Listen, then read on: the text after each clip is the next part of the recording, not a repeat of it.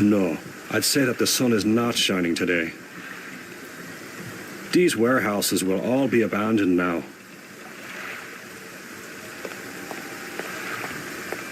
The part is full of wooden crates, barrels, and sacks, and it all looks like it's been here for a while.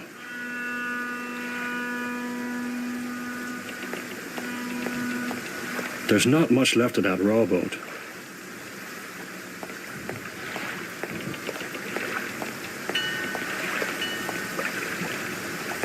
A can with a black substance inside. Maybe pitch. The harbour master's office. Is this where you're bored? Son, didn't anyone ever tell you to say hello before you start asking questions? I'm in a hurry. Yeah, you kids today are always in a hurry. You're always running around and only doing things halfway. Things take time, otherwise you just end up with a bunch of crap. I'll keep that in mind, but I need to get on board urgently. Son, I don't know what brought you and that little girl here, but this isn't a tourist port.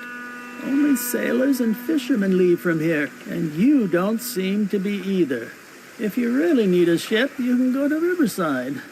There, with a couple of bucks, you'll find dozens of well-dressed sailors who will be more than happy to ferry you around the East River and tell you all the juicy details about the city.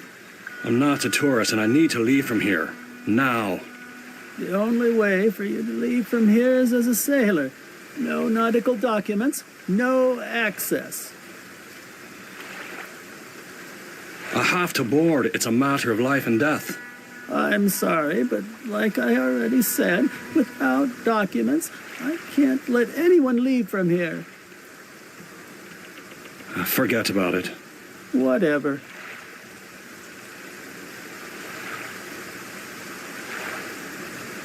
John Ford, born in Portland, 1898. I'd better remember this. It will be my identity for a long time. Melville Part. The economic crisis hasn't been too kind to this part. It looks almost abandoned. Sainte Marie. That's the only thing I can read on this napkin. I can't make out the rest. Here are my papers.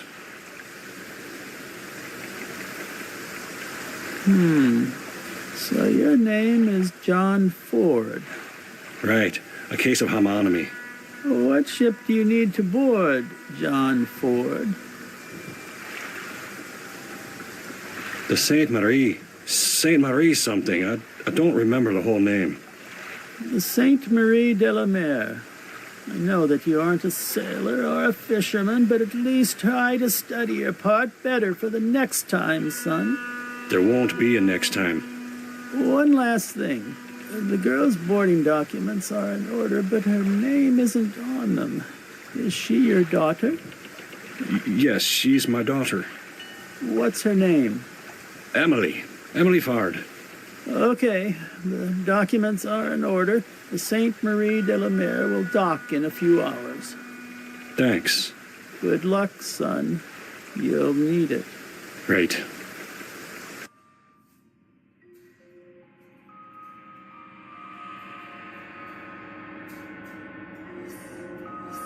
Jack. Jack. Jack. Oof. It seems like my bar is making you sleepy lately.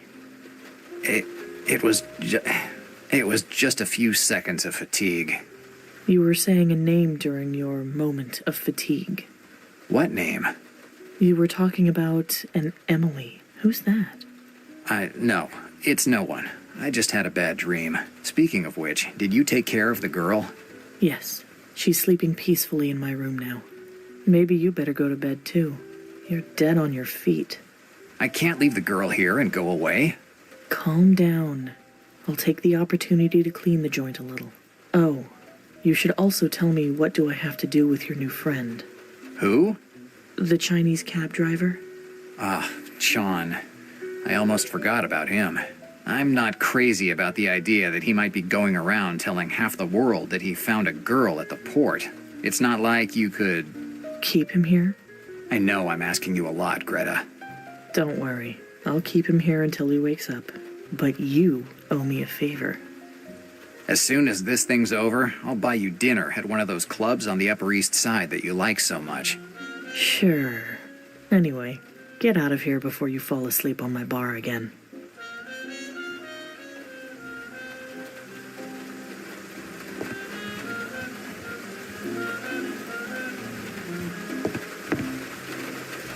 He looks like he's in a deep sleep.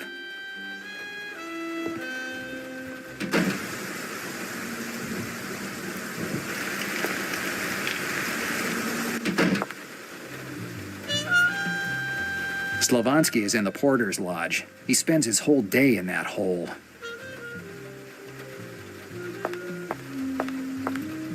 Good evening, De Niro. Hi, Slavansky. I guess you got my letter. Yes, thanks for your kindness. Okay, so you know I'm not joking. And I heard about your mishaps tonight. It was definitely a bad night for you. Where'd you get this information from? I always know everything about my renters. I like to know what people who live in my apartments are up to. Right. No vested interest there. Exactly, De Niro. If you want to avoid any unfortunate problems, I suggest you pay me that back rent you owe me. I wouldn't want anyone call police tonight and tell them some bad things about you or your habits. Are you threatening me? Absolutely not. But to be safe, you could pay me what you owe me. I already told you that I'll pay you next week. Heard that old story too many times, De Niro. I want my money now. Damn Russian skinflint.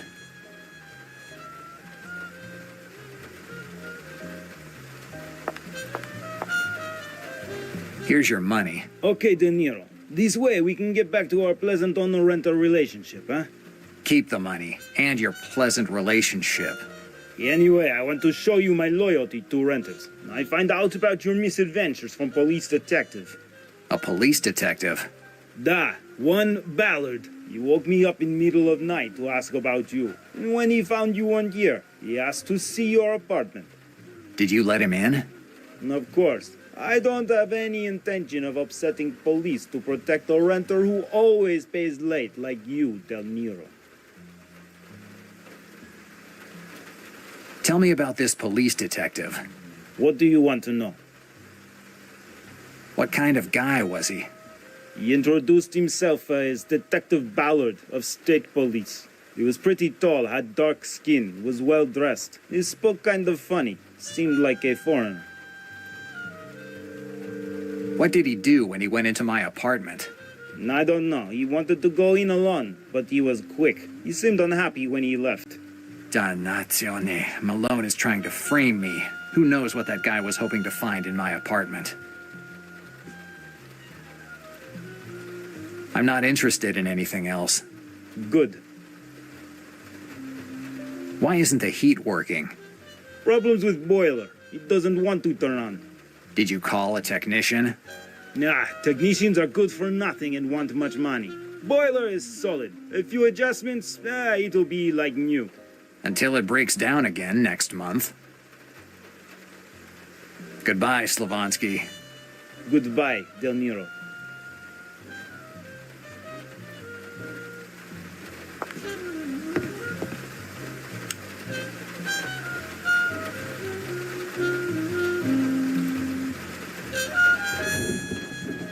A fold-away bed. One of the best inventions in recent times. A few hours of sleep should get me back in shape.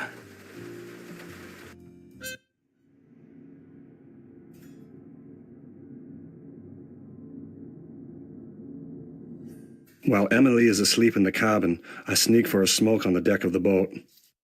We'll be off to Canada soon, leaving New York, Professor Zindler, and this whole mess behind us. We made it. We're safe, I think. But the barrel of a gun between me shoulder blades makes me think otherwise. It's the Turk. He found us.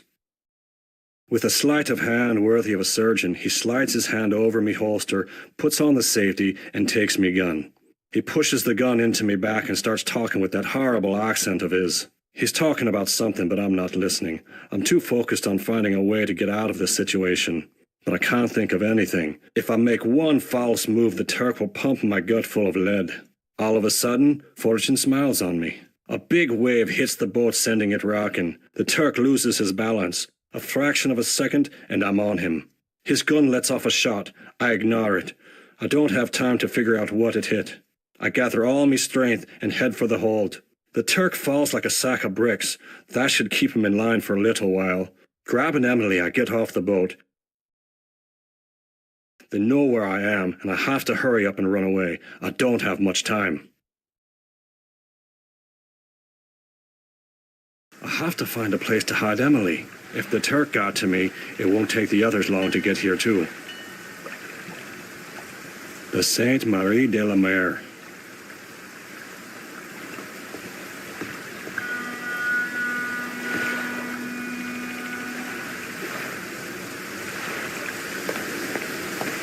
An abandoned shipyard. It's a good place to hide Emily. The door is locked with a padlock, but it's been partly corroded by salt. If I could find something to use as a lever, I could break it.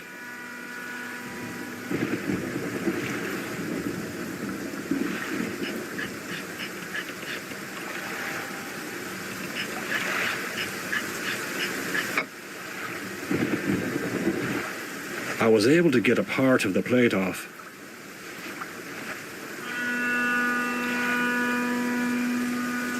By using that piece of metal as a lever, I should be able to break the padlock.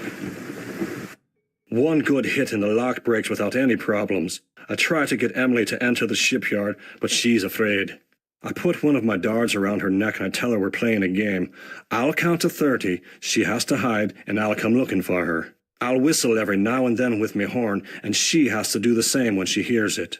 I tell her to never come out of her hiding spot because I have to find her. If she hides well, I'll give her a toy all for herself. Emily heads for the shipyard.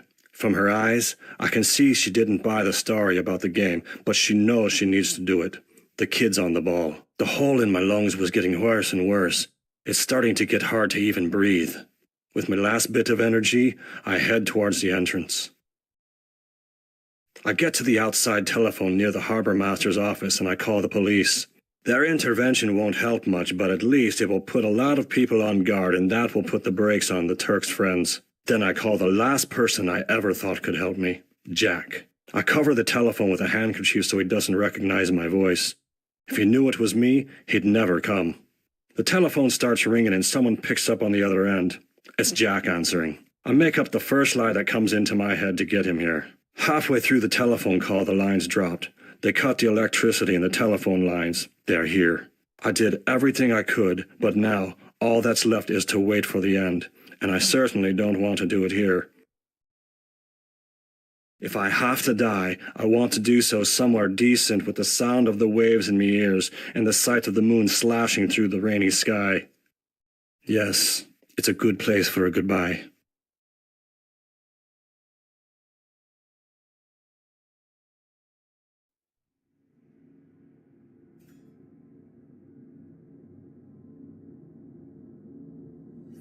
Dannazione! I keep having these dreams, if you can call them dreams. They're so real.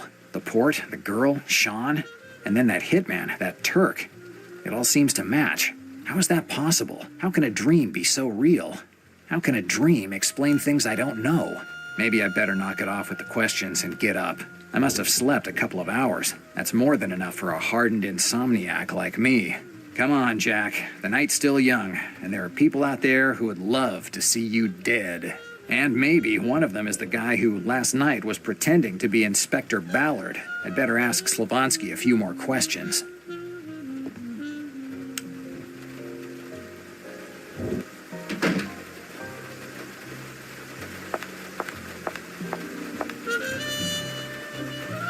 Slavonsky's Porter Lodge. There's a note. I'm on the 6th floor fixing broken boiler. Better have a little talk with Slavonsky. It's a notice from Slavonsky.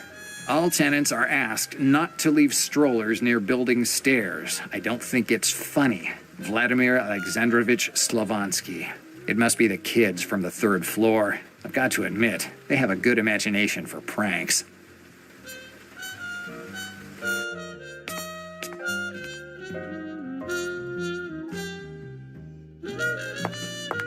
Slavonsky has covered every inch of this building with posters of incomprehensible Russian movies, shows, and exhibitions. By now, I know them by heart, even though I have no idea what they say. Slavonsky sucks.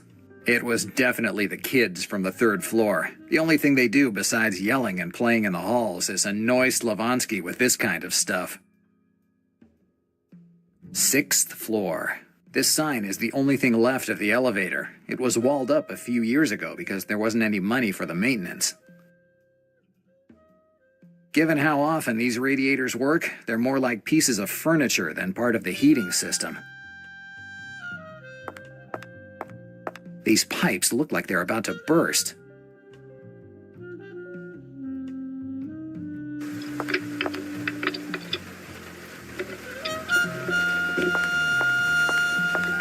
Given how often these radiators work, they're more like pieces of furniture than part of the heating system.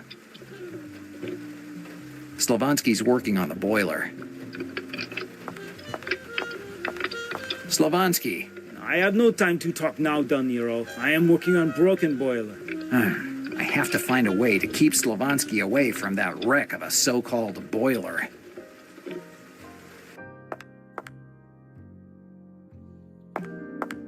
Extreme times call for extreme measures.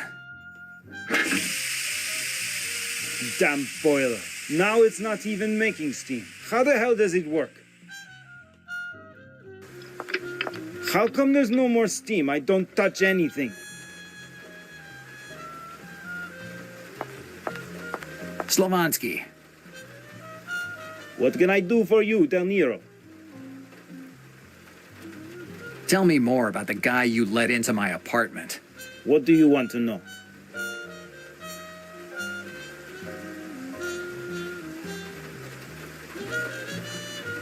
I have a question. What is it now?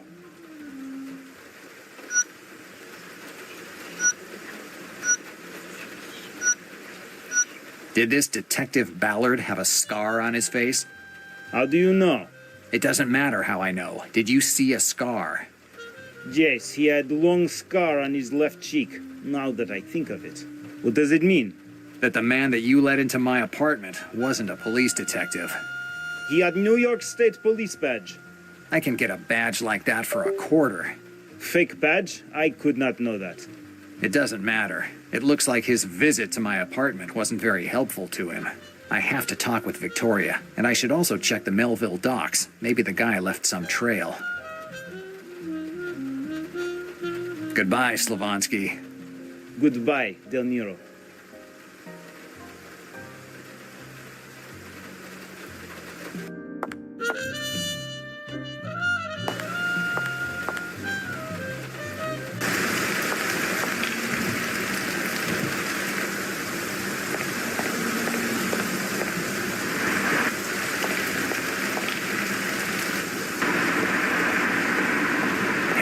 That was Chan's cab. Where the hell is he going?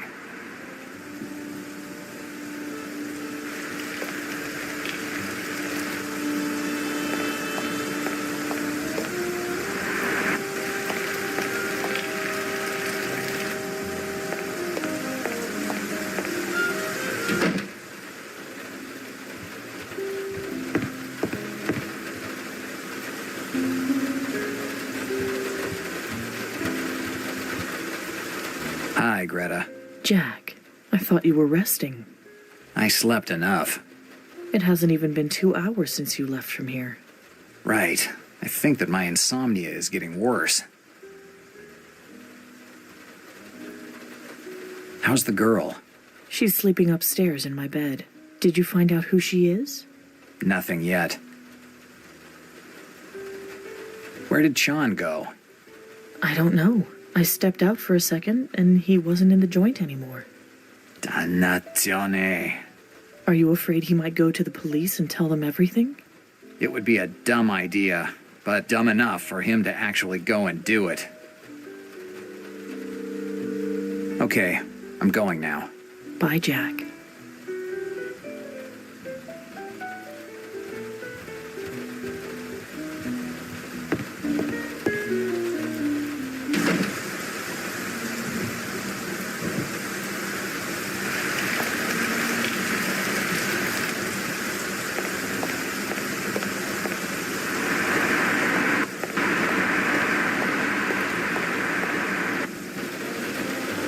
Noir, oh, you again? Didn't go to sleep? I slept enough. And what about you? Where were you? Me? I always here. You weren't here earlier on, not in the pub or out in the street. Well, I had to move cab from front of pub. Cab cannot stay there. I didn't think you cared so much about the traffic laws. Anyway, we have to go somewhere. Where?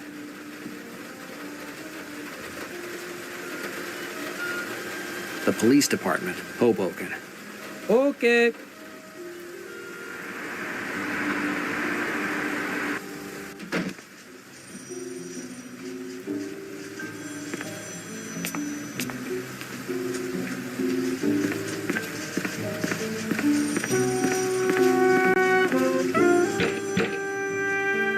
It looks like Victoria isn't there. Maybe the officer on duty knows where I can find her.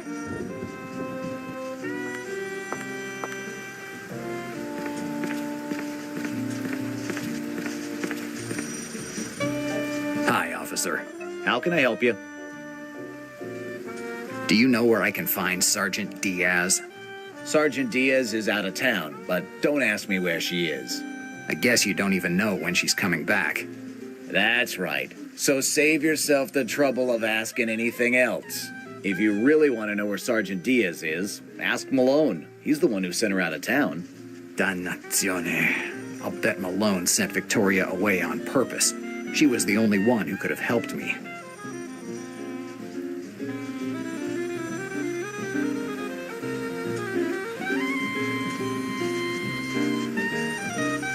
I'd like to talk to Malone again. Listen, I'm fed up with you. If you want to go talk to the lieutenant, go on your own. You know the way.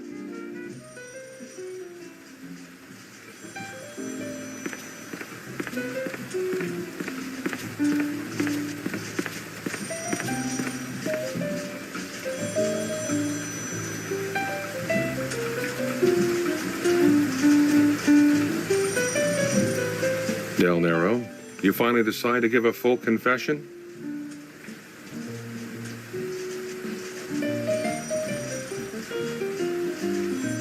I was looking for Sergeant Diaz.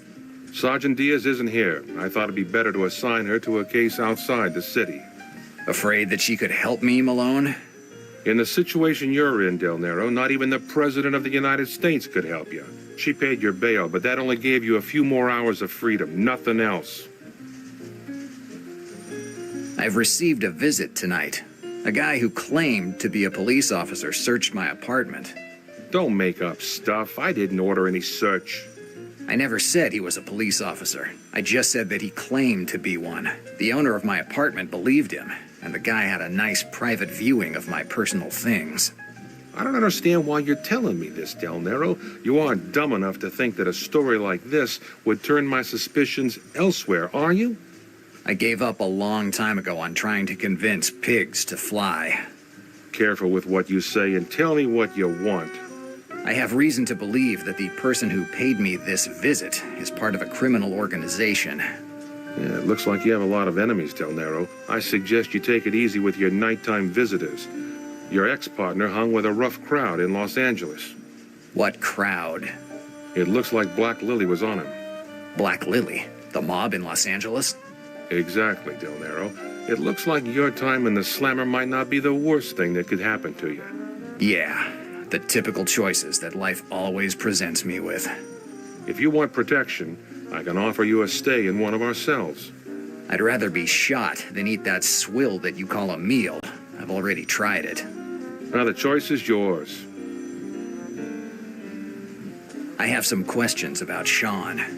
Why should I answer your questions? You haven't thought of investigating for yourself, have you? Hey, we aren't in a crime novel. If I find out you're conducting your personal investigations, I'll toss you in a cell for hindering the investigation. If I do nothing, I'll end up behind bars accused of homicide. If I do my own investigation, I'll end up behind bars for hindering yours. Your threats are all starting to sound the same. Have you ever noticed that? Provoke all you like, Del Nero. I've seen people like you hundreds of times. You play strong and you hide behind your sarcasm, but you give in sooner or later. Goodbye. See you soon, Del Nero.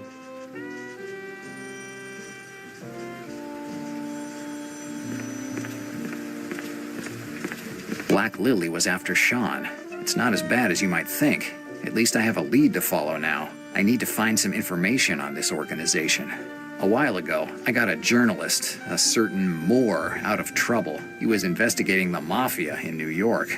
Maybe he'll be able to give me some more information about Black Lily's activities. His number will definitely be in the phone book.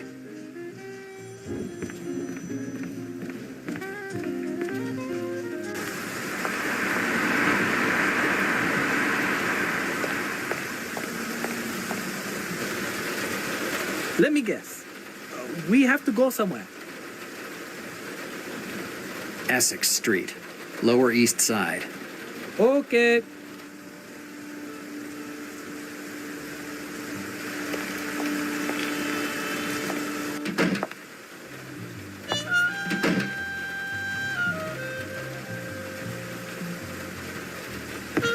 The only useful thing on this shelf is the New York phone book. The only useful... I should be able to find Moore's number in the phone book.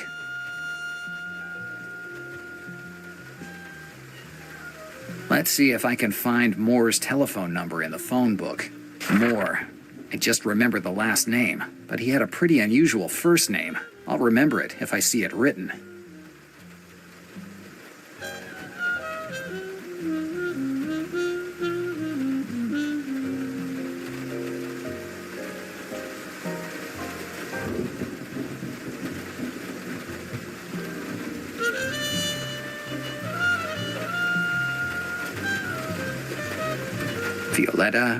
Violetta Moore. That's the name. What kind of name is Violetta for a guy? Anyway, his number is 555-4897. I hope he's still alive. This guy has a real knack for getting into trouble.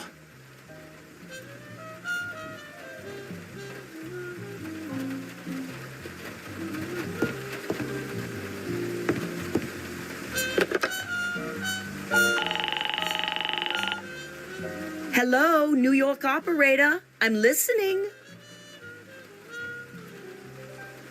Can you dial a number for me? Can't you buy yourself one of those new telephones with the numbers? I'm an old-fashioned kind of guy. I don't go in for new stuff. Huh. What's the number? Violetta Moore, 555-4897. Wait a second. Hello? Am I speaking with Violetta Moore? You're talking with his ghost. It's the middle of the night. Who the hell is calling at this hour? I'm Del Nero, the detective that... Del Nero, old son of a gun. I see you still remember me. Hell, you saved my skin in that story with the syndicates a few years ago. How could I forget you, old buddy? How you doing? Same old. Bottle in the hand and bills to pay, huh? More or less. You must have a good reason to call in the middle of the night. I need some information. Well, you called the right number. You give me a name and I'll tell you all about the skeletons in his closet. Do you know an organization called Black Lily? Damn, you don't mess around. It's better not to step on those guys' toes if you don't want to find yourself neck-high in shit. What do you know about them? Black Lily is one of the strongest mafia families in Los Angeles. In the mid-1920s, they started to grab power when the other families were busy fighting amongst themselves. They figured out that the time of gangsters armed with Thompsons was winding down, and they started to make headway corrupting and forming alliances with politicians. No contrabands or killings. They got what they wanted with cold, hard cash. In Los Angeles, they say that Black Lily doesn't kill you. It just steals your soul. Do you have any names for me?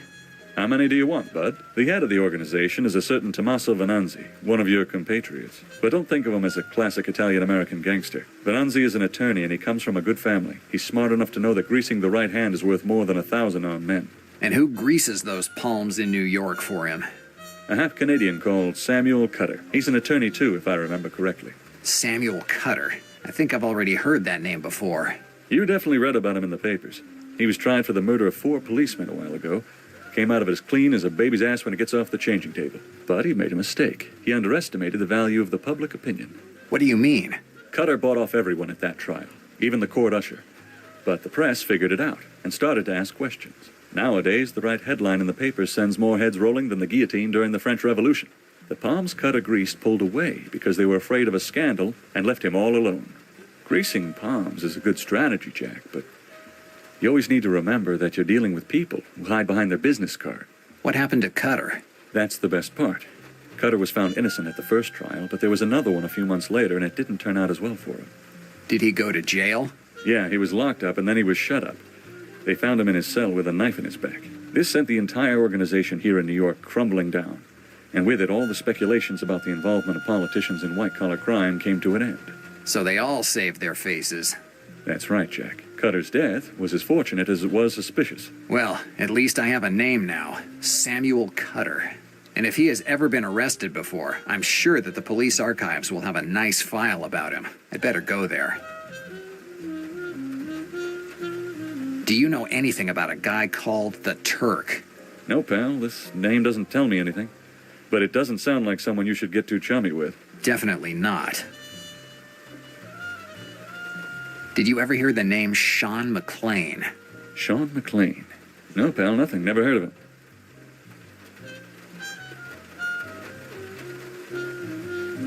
Thanks for the information, Moore. No problem, pal. If you need anything, call day or night.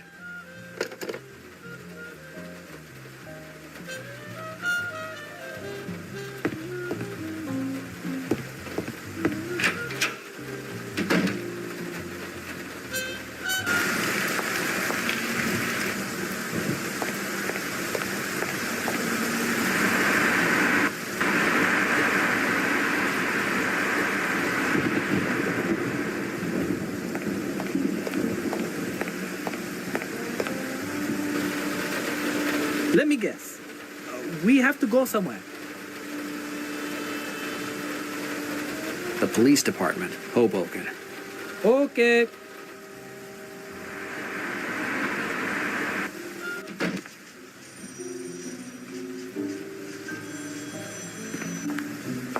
The police archives could be a good place to look for information on this Samuel Cutter that Moore was talking about. I'm sure that there's a nice thick file on him in here. Posters telling you the advantages of enrolling in the U.S. Army, traveling the world, great experiences, and a sense of pride. Thankfully, they put a picture of a tank on there. Otherwise, I'd have thought that this was an advertisement for a cruise line. The police archives have all the information on the people they arrest. If you did something, your picture is definitely in here.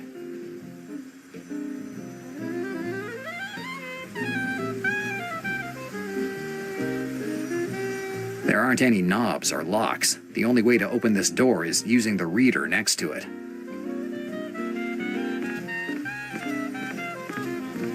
I won't get too far without a card.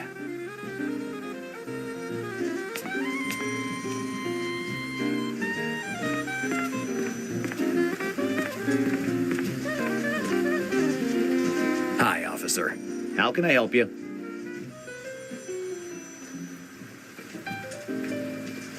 I have some questions about your files. What do you want to know? How can I get in? Simple. A signature on a form and 9 months of police academy. Buddy, access to the files is reserved to police officers. No badge, no access. I don't have anything else to ask you. Better. Goodbye, officer. Goodbye.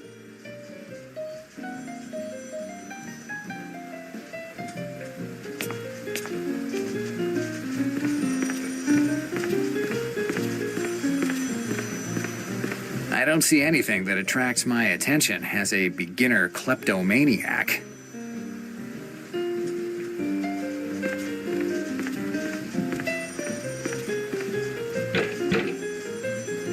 It looks like Victoria isn't there.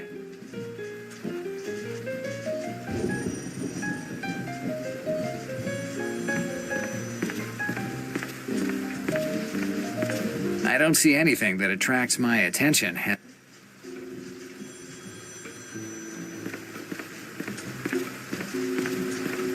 One of the many desks where each officer spends at least half of his life writing reports that no one will ever read.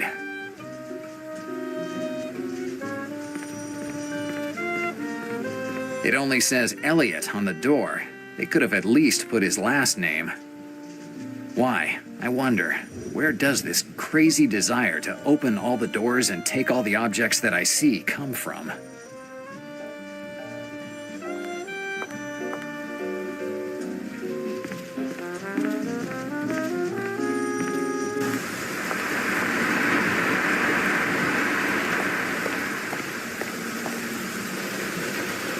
Ah, you again.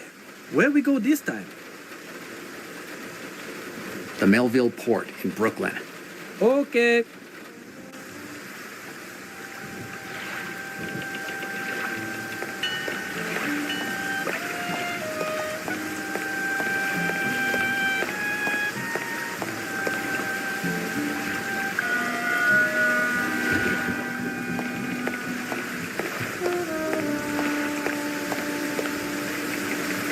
Hi.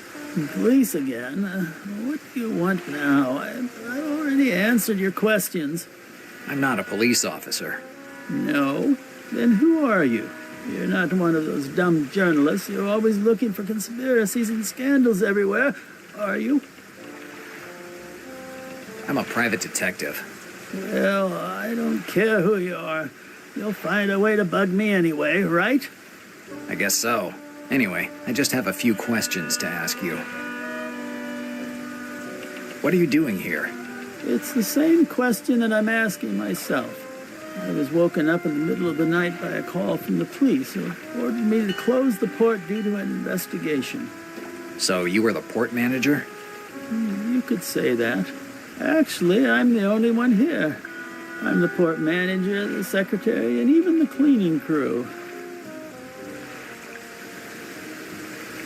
What do you know about what happened here tonight? I know that one guy bumped off another guy, and he picked this port to do it. That's what I know, as I've told the police over and over again. You don't seem too surprised by what went on.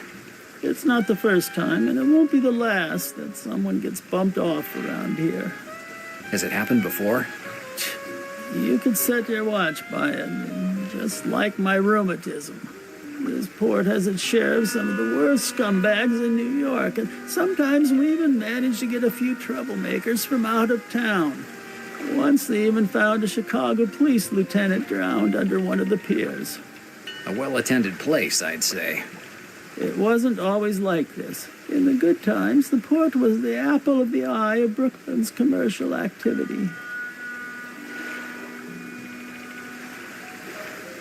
Why did they make you close the port? The police decided to close the entire port until they complete their investigation. And I have no way of knowing how long it will take.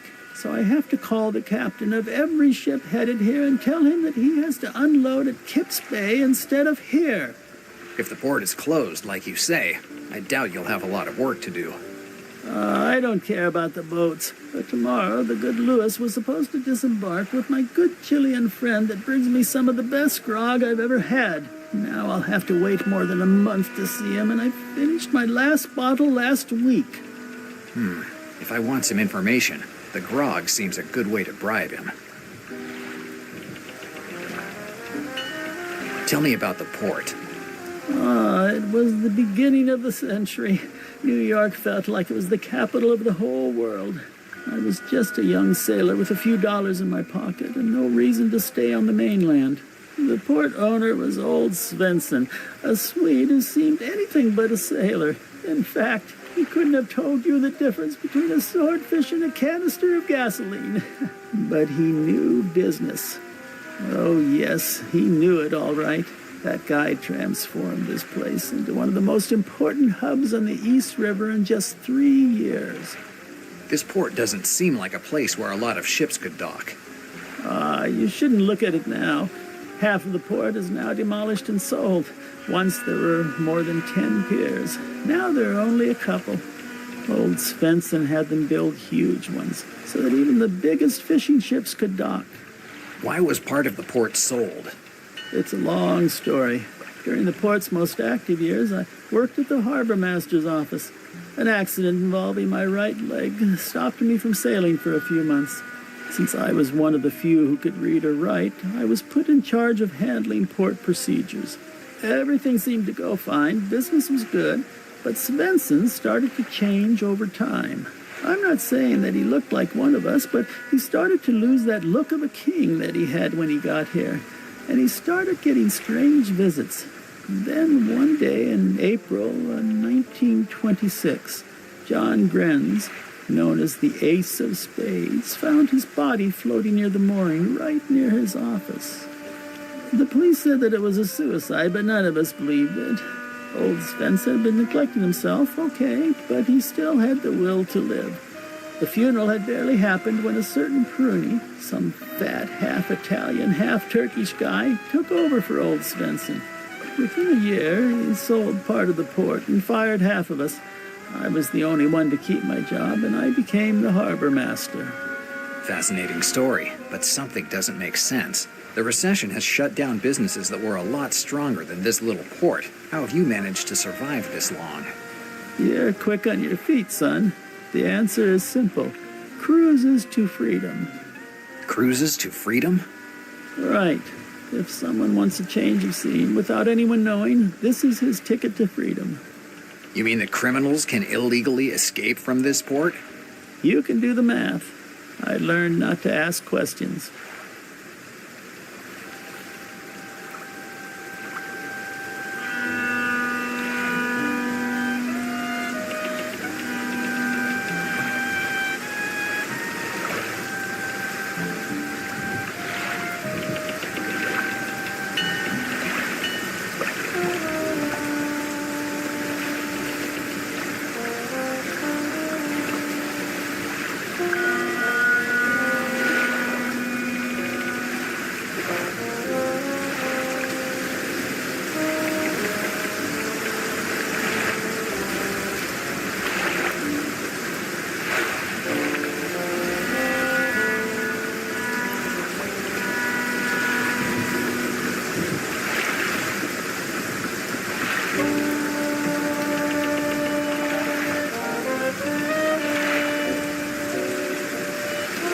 Did you see a man with a girl tonight? It looks like you know more than you pretend to, son. So have you seen a little girl? Sorry, but I can't give you any information about who leaves from the port. It's the rules.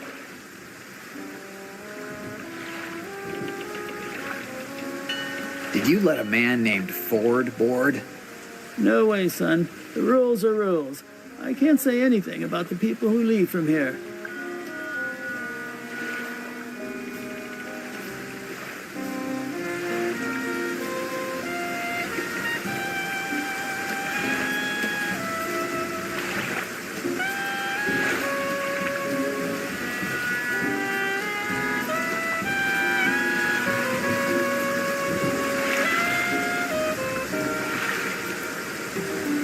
I don't need anything else. Good luck, son.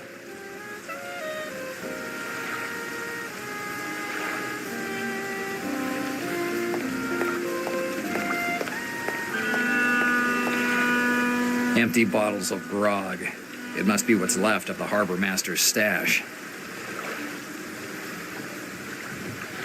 A bottle is broken. I'll take the part with the label. Grog de Ricardo Blanco. This stuff is over 120 proof. Every sip cuts your liver's life by a week.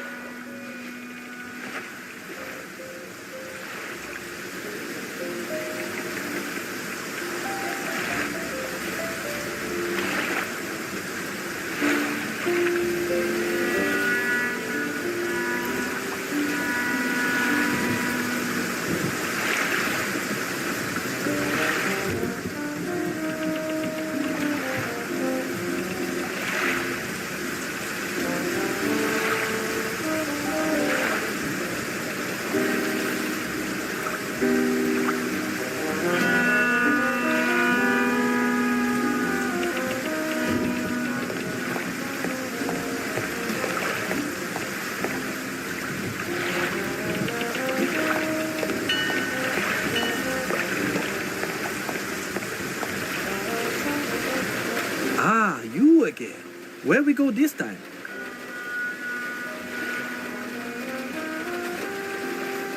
Essex Street, Lower East Side. Okay.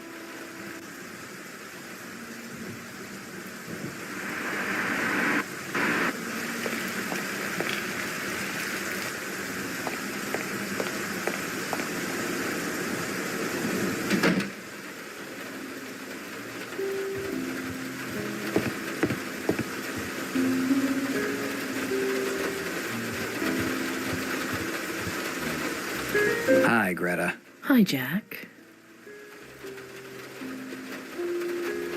Do you have a bottle of grog? Grog? Did you decide to drive the last nail in your liver's coffin? It's not for me, and it would take too long to explain why I need it. As usual. Anyway, I don't think I have any grog. No one drinks that stuff. But if you feel like, you can check. There might be a few old bottles on the first shelves, the ones closest to the mill. I'll take a look. Thanks. Okay, I'm going now. Bye, Jack.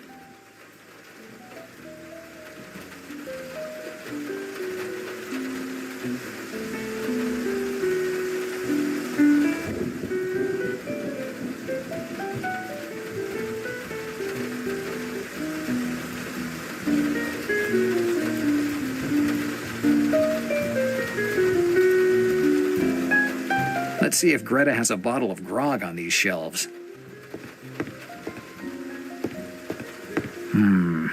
I don't see anything that looks like grog.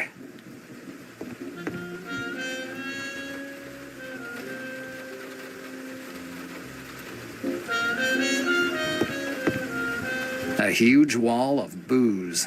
If there is a heaven, this is what I think it looks like.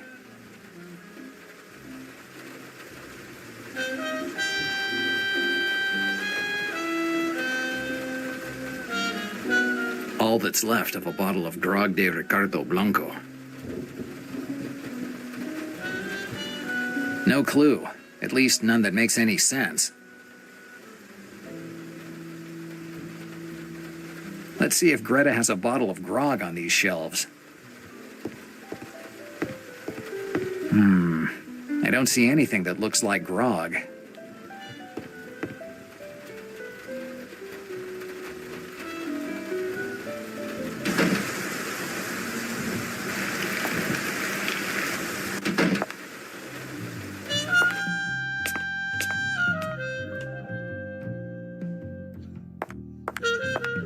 Yes, using the steam that's coming out, I should be able to get the label off of the piece of bottle I picked up. Let's see. Excellent. Now I have a Grog de Ricardo Blanco label ready for use.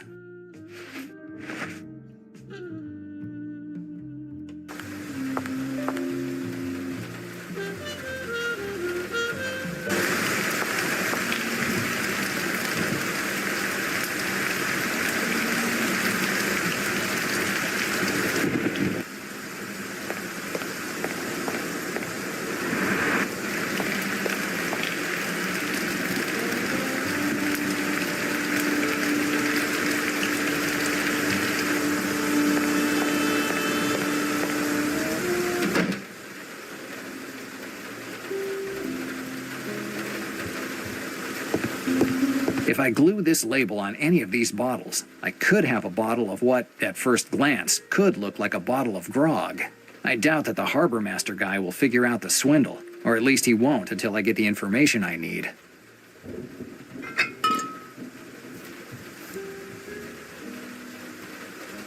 It looks perfect. It looks the same as the bottles of grog I found at the port.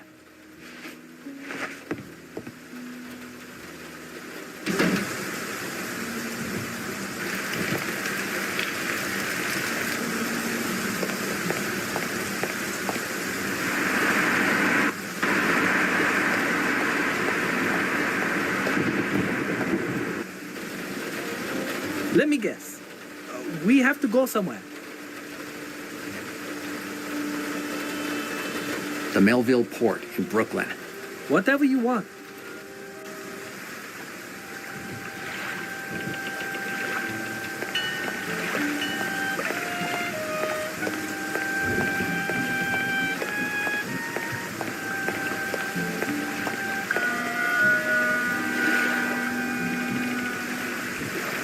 harbor master's office is open.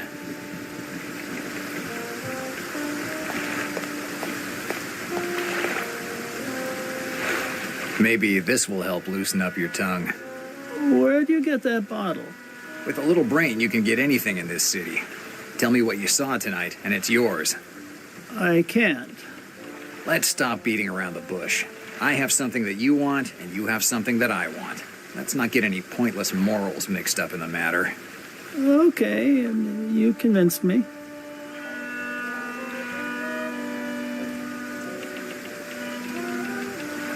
Tell me who boarded tonight. Around closing time, the guy who was found bumped off on the dock came here. He had a little girl with him. He asked if he could board the Sainte Marie de la Mer. The Sainte Marie de la Mer. It's the same name that was in my dream. First that hitman, and now the name of the ship. How's all this possible? Did you see anyone else other than the guy with the girl? Now that I think about it, yes. I had just closed the harbor master's office when I saw a man near the lamppost. I had never seen him around here before. He wasn't a sailor. He was too elegant to be an old salt. Describe him. I only saw him in passing. It's better to avoid looking at anyone for too long around here. Did you notice anything particular? He was dressed well, but that's it. Where did you say he was? Under that lamppost over there, the one next to the sacks. Okay.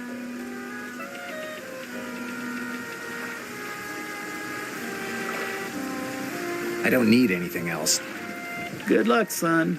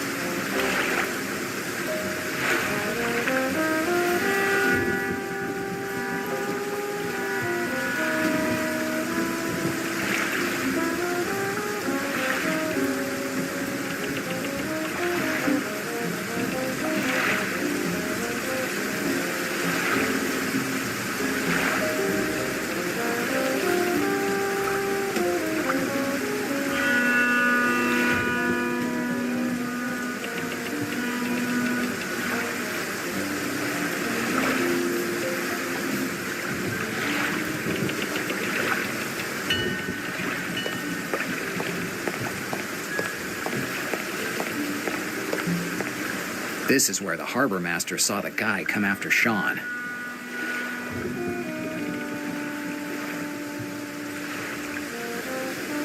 Maybe I'll find something interesting.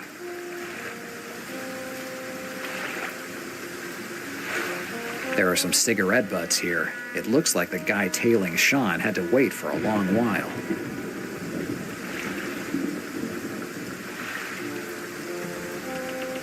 Let's take a look.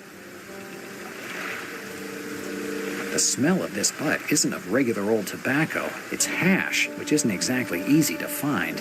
It might be a lead to follow, but I can't think of any connection between this cigarette butt and what happened tonight. Maybe I need to think about it.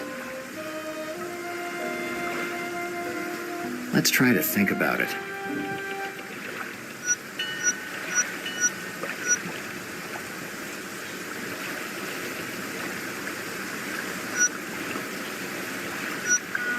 It doesn't make any sense. It It doesn't make any sense.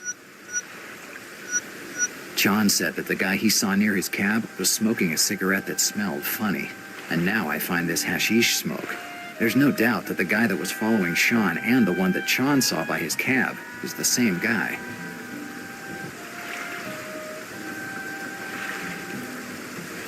The cigarette butt won't be much help figuring out the identity of this mystery man, but I might find other clues. There are pieces of paper lying around. It looks like they formed a matchbox once. Who knows why it was ripped up like this? If I piece it back together, maybe I can figure out something more.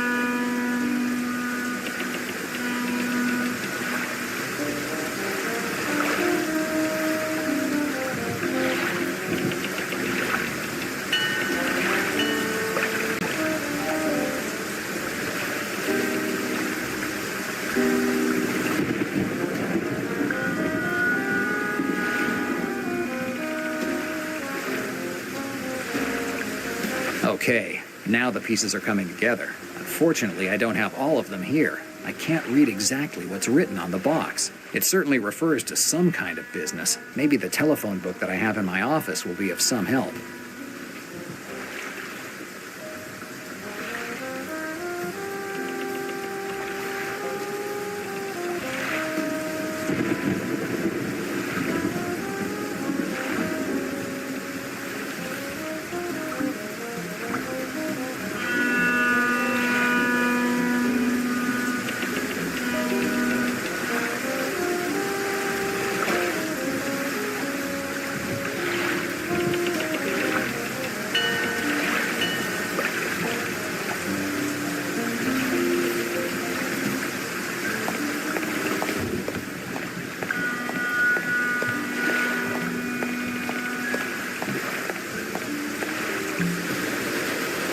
Ah, you again. Where we go this time? Essex Street, Lower East Side. We see.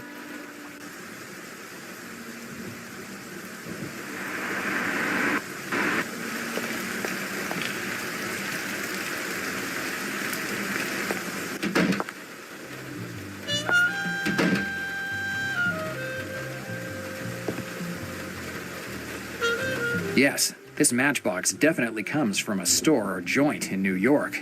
Comparing it with the names of businesses in the phone book, I should be able to figure out the full name and get the address, too.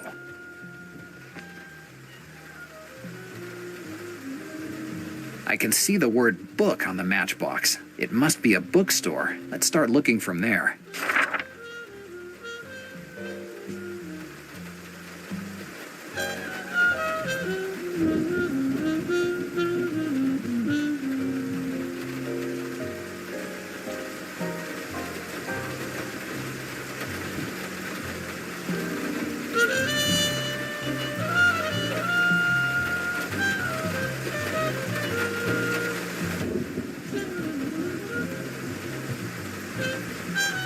Little Peninsula.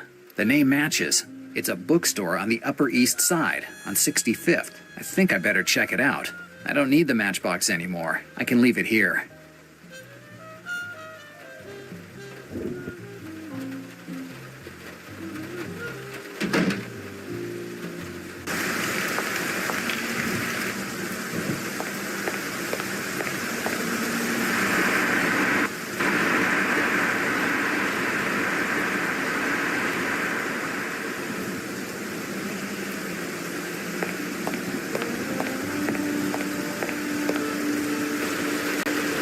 Ah, you again. Where we go this time? 65th Street, Upper East Side. Okay. And here I am on the Upper East Side. Luxury stores, offices of diplomats, and gentlemen with deep pockets. A right place to work on my intolerance of hypocrisy. Even with the economical crisis, the Upper East Side continues to be full of luxury restaurants. It doesn't matter how bad things are. As long as people can afford a $10 steak, we'll be convinced that everything is okay.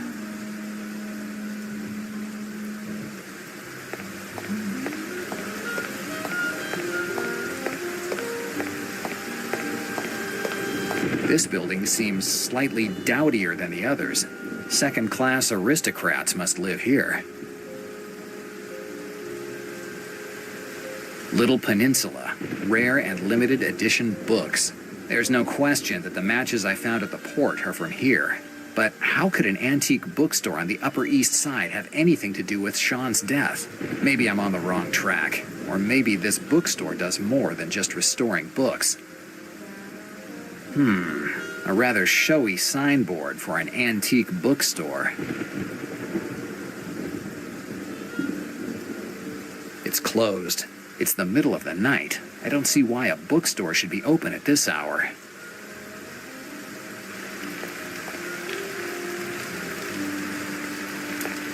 So, in theory, these crates should contain materials to bind books, or something else useful for an antique bookstore. But I recognize the stamp of booze transports on a couple of these crates. I didn't remember that you needed gin to restore books. Empty boxes. Nothing interesting.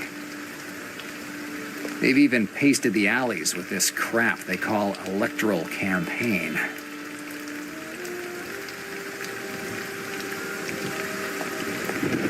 It's the service door for the little peninsula. Closed. There's a call box near the door.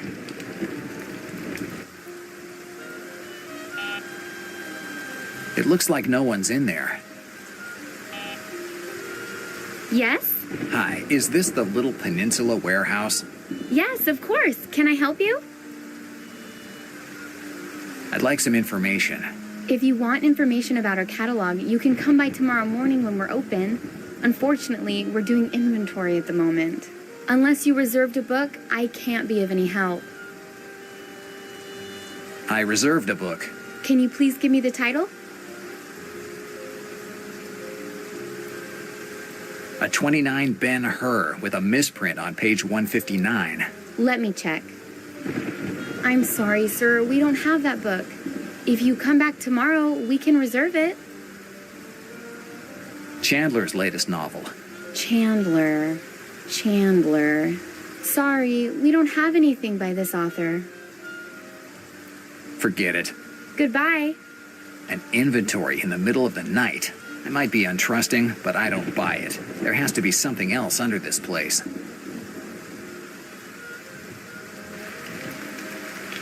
Maybe I could find something interesting in the mailbox about this alleged bookstore. Well, if they use the lie about the inventory, I'll use the lie of being the mailman to get a look at their mail. The box has a lock. I need a cylindrical key to open it.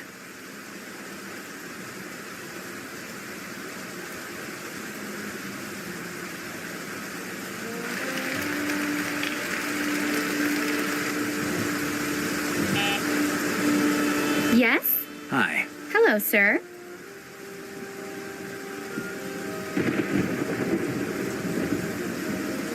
Nothing. Sorry. Goodbye.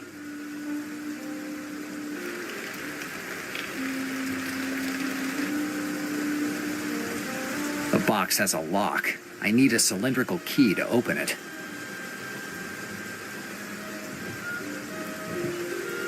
No clue. At least none that makes any sense.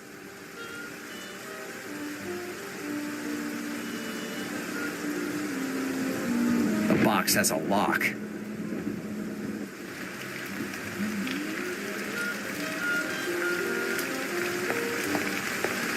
No, I don't see what I should do with it.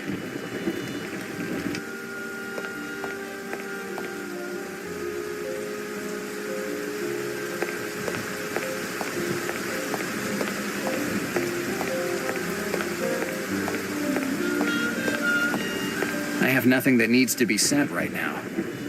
A post box.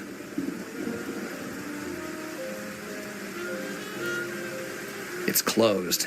It's the middle of the night.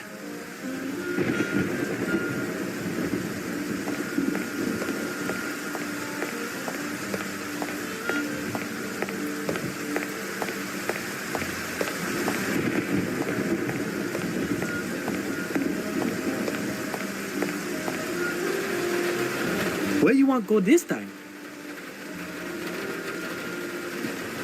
Essex Street, Lower East Side. Whatever you want.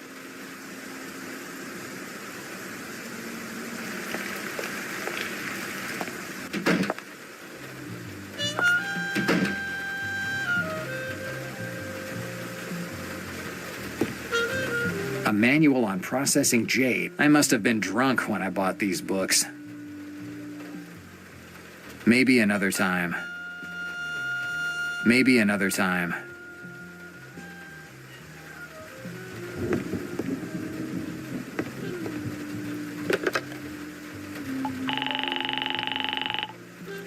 New York operator here. How can I help you? Can you dial a number for me? What's the number? Little Peninsula Bookstore, 555-4563. Coming up.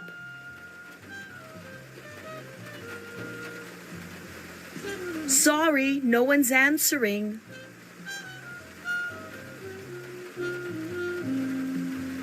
I changed my mind. I don't need to make a call. Whatever you want. Bye. Bye.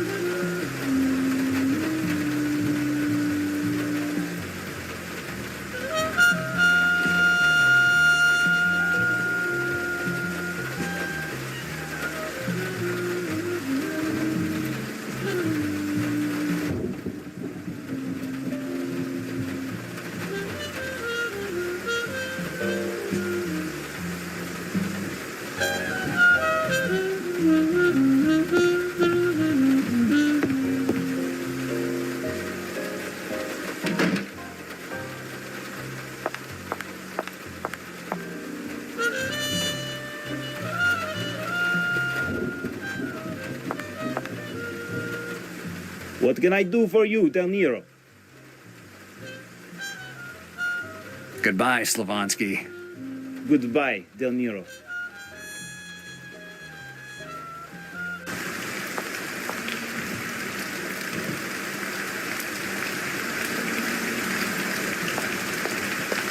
It's a notice to residents, warning them about mice in the neighborhood. Mice, another fabulous and exclusive attraction on the Lower East Side.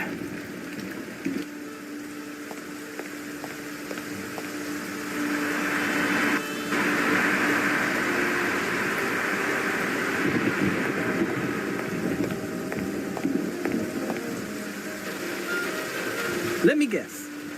We have to go somewhere.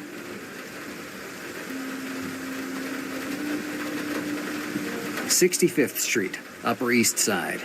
Whatever you want.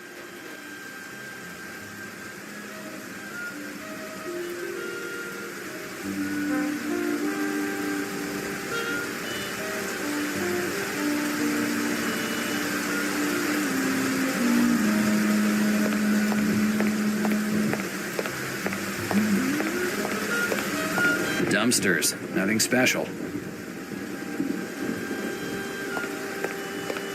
I don't have any reason to go in there.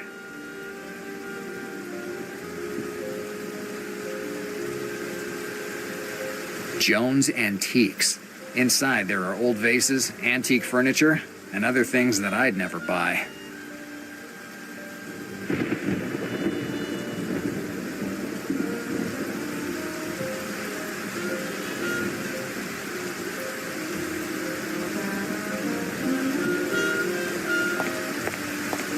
I better stay on the sidewalk. Getting run over by a car is an experience that I'd rather avoid at the moment.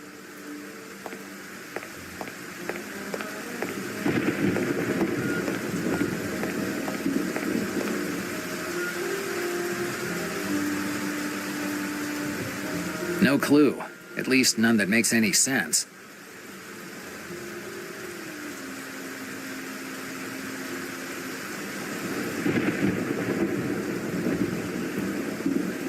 Greta's handkerchief. I'd better wash it before I return it. My blood's still on it.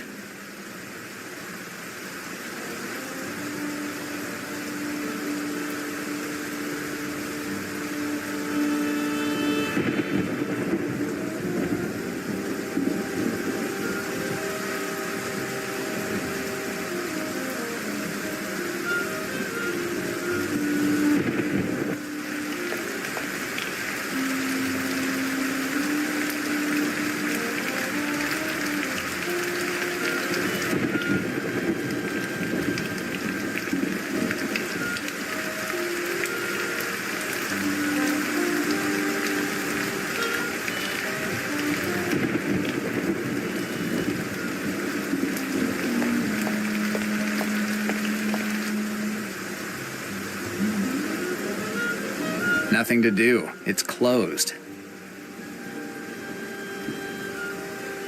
The box has a lock. I need a cylindrical key to open it. Yes, the license is thin enough to put it through the gap between the box and the counter. Let's see. Perfect. I opened it. Luckily, no one has picked up the mail yet. Let's take a look. It's a telephone bill. It's billed to a guy named Edward Marzetti. I've heard this name before, but where? Maybe it'll come to mind if I think about it.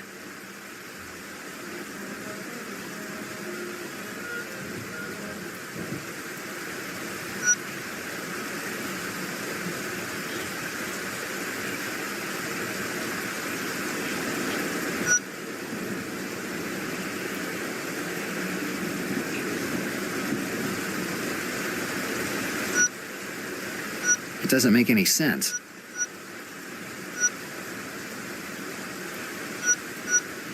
It doesn't make any sense.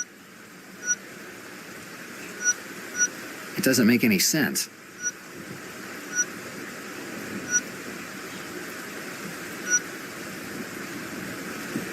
That's right. Greta's show was called Marzetti's Cats. It's not a very common name. It's got to be the same person. Maybe Greta will be able to tell me something about this guy. I'd better put the bill back in its place.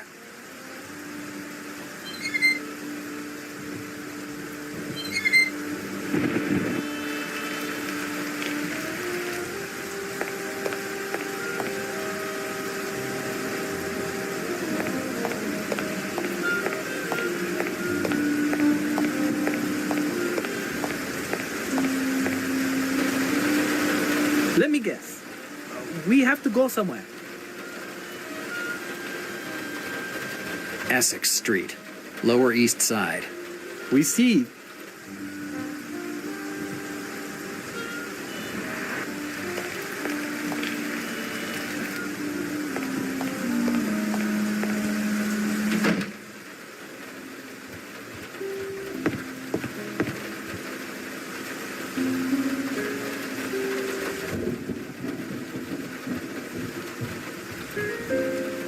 Hi, Greta. Hi, Jack. Do you know a certain Edward Marsetti? Edward Marsetti. I haven't heard his name in years. So you know him? Unfortunately, yes. That's someone that I would have rather not known. How do you know him? Years ago, when I was still dancing, I worked at this little joint in Little Italy, New Naples. Marsetti was the owner. There were lots of joints like that at the time. There were at least a dozen on the same block. Marsetti bought them all over a few years. He became a sort of godfather in Little Italy. Whichever joint I had a show at, he was the owner. What kind of guy is he? The worst kind. He tries to pass himself off as this rich gentleman who supports the arts, theater, and shows. But he's really just a dirty businessman. His only real interests are women and money. Interesting.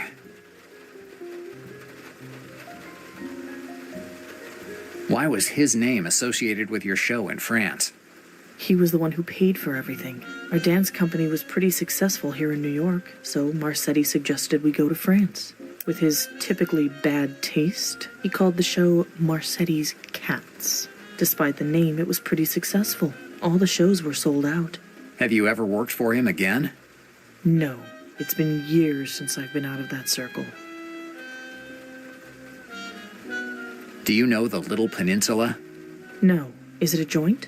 The owner is your friend, Marsetti. It's an antique bookstore on the Upper East Side. At least, that's what it wants to look like. Marsetti isn't a guy who spends his days talking about literature. There's definitely something underneath the surface. I'm sure about it. That's why I have to get in. There's a door in the back of the store, but I think that you need a password or a card to get in. Do you know how to get in? I haven't been to those places in years, Jack. I don't know how I could help you. Do you still have any friends in that circle? Do you know anyone who knows how to get in that joint? I know that I'll be sorry for what I'm about to tell you, but I think I know someone who could help you. And it's someone we both know. Who? Your friend Smiley. Smiley? Right. I think he works for Marsetti now.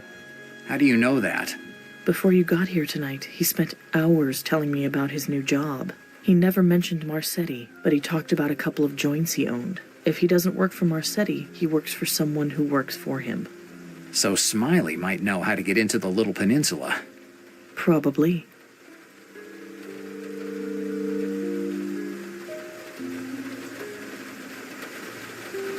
Let's change the subject.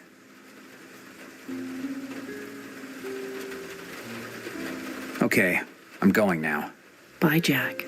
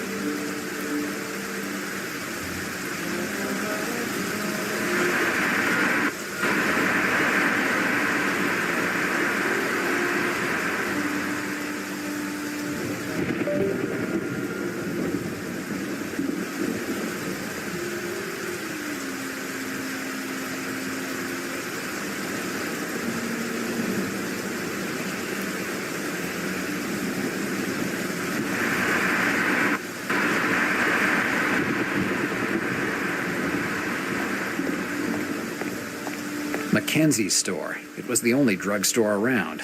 Now I have to go halfway across the east side just to buy a pack of smokes.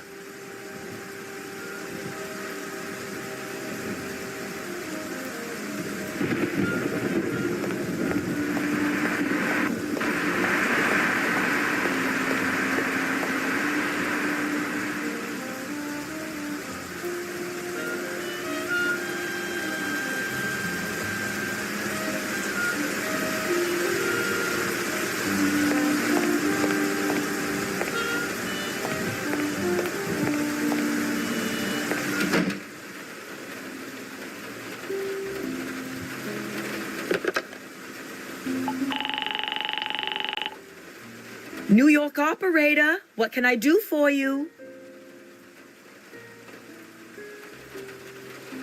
Can you dial a number for me? What's the number? The President of the United States. Oh, we've got a jokester here. I changed my mind. I don't need to make a call. Whatever you want. Bye. Bye.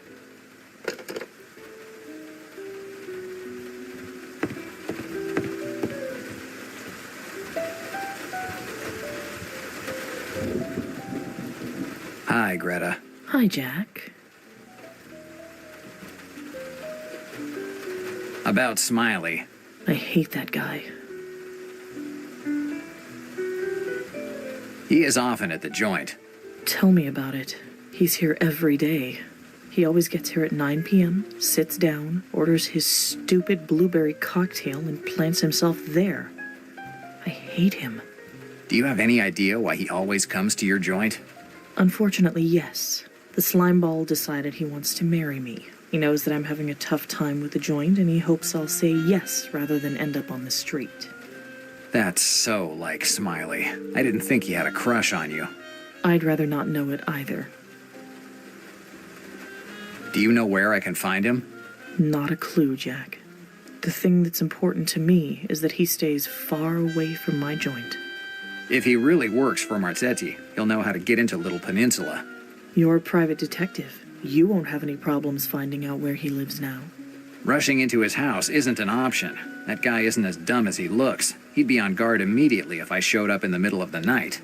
So how do you want to see him? I don't know. I don't know yet.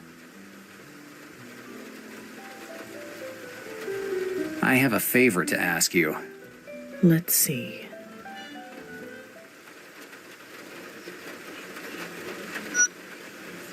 If Smiley's really sweet on you, you won't say no to a date with you. What? You want me to go out with Smiley? That's the idea. Jack, it's out of the question. I don't have any intention of going out with him just to do you a favor. Calm down. You won't have to go out with him. You just have to make sure that he comes here. What do you mean? Do you have a telephone upstairs? Yes.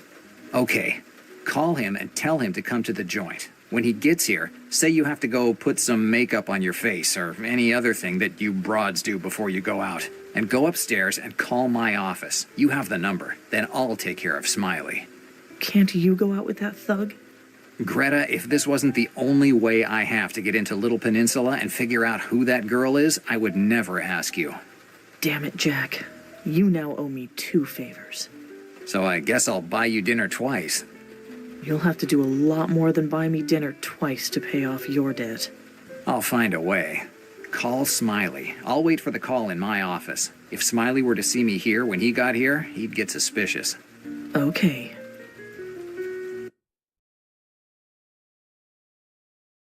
Good. This must be Greta.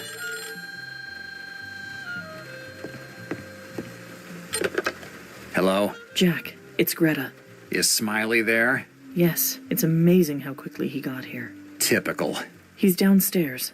I came up with the excuse of putting my makeup on, but I can't make him wait all night, so hurry up and come here. Did he come alone? Yes, he's alone. Okay, I'll be there in a second. Jack, hurry up. I don't want that beast near me for another second. I'm coming.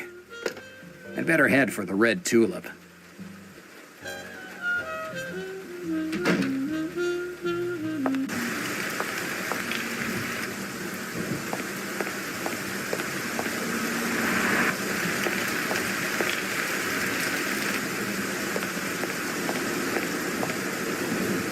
Here's Smiley. Let's see if I can get him to talk.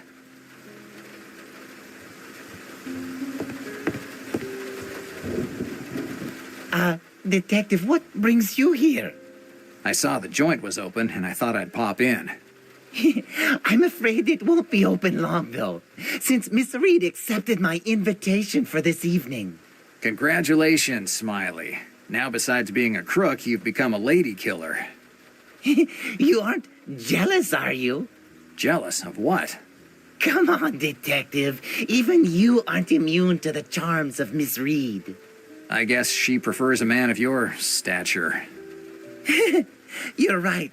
A woman like her needs someone who knows how to make her happy, who showers her with gifts and chauffeurs her around in luxury cars. I don't think that your detective's license gives you that luxury, does it? Doesn't look like it. Do you know a certain Edward Marzetti? Marzetti? No, I've never heard the name. Don't play the fool, Smiley. I know you work for him. I don't know where you got that information, but it's not true, Detective.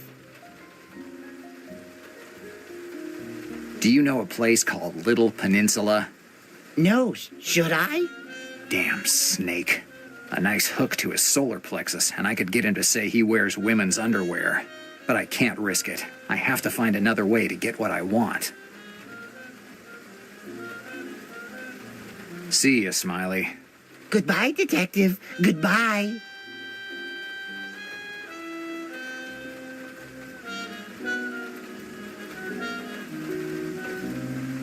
See ya, Smiley. Goodbye, Detective. Goodbye.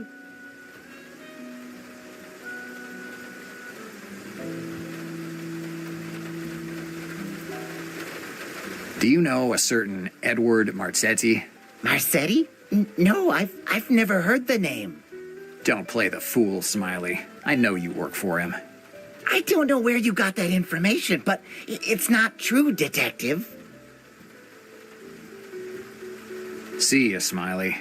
Goodbye, Detective. Goodbye. It's that half-wit Smiley.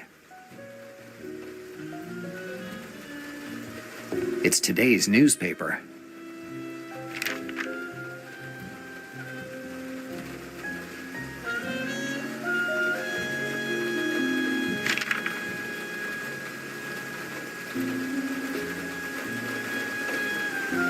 A huge wall of booze.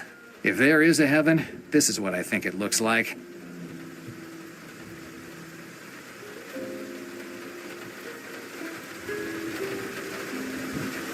I don't see how I could use them together.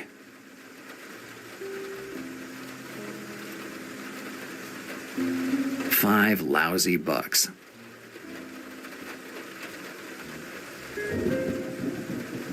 No clue. At least none that makes any sense. No clue. At least none that makes any sense.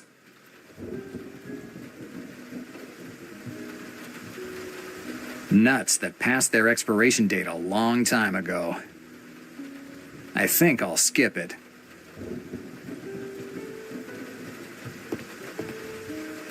I think I can do without it. Nuts that passed their expiration date a long time ago.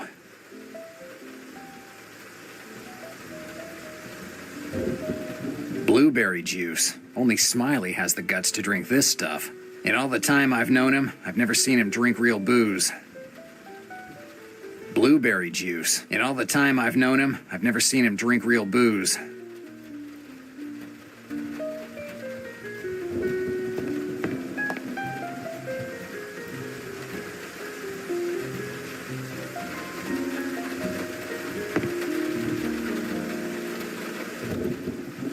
Me, drink blueberry juice? You've got the wrong guy.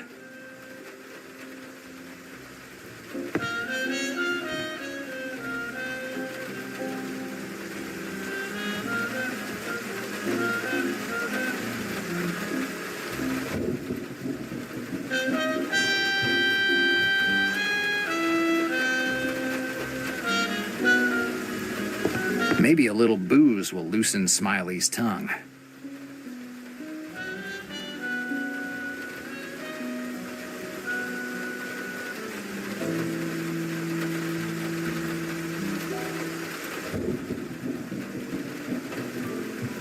I've never seen anyone let their guard down so much with just a little booze.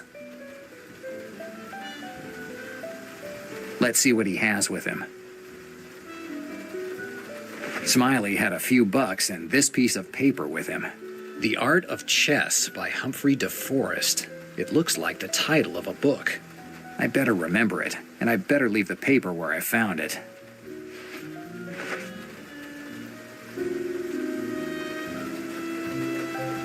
I've never seen anyone let their guard down so much with just a little booze. Let's see what he has with him. Smiley had a few bucks and this piece of paper with him. The Art of Chess by Humphrey DeForest. It looks like the title of a book. I better remember it, and I better leave the paper where I found it.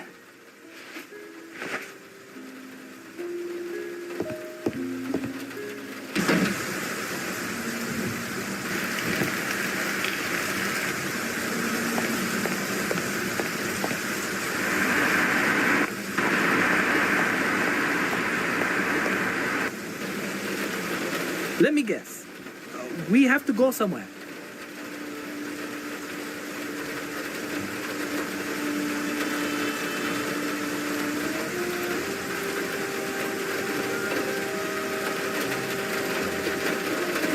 "65th Street, Upper East Side." We see.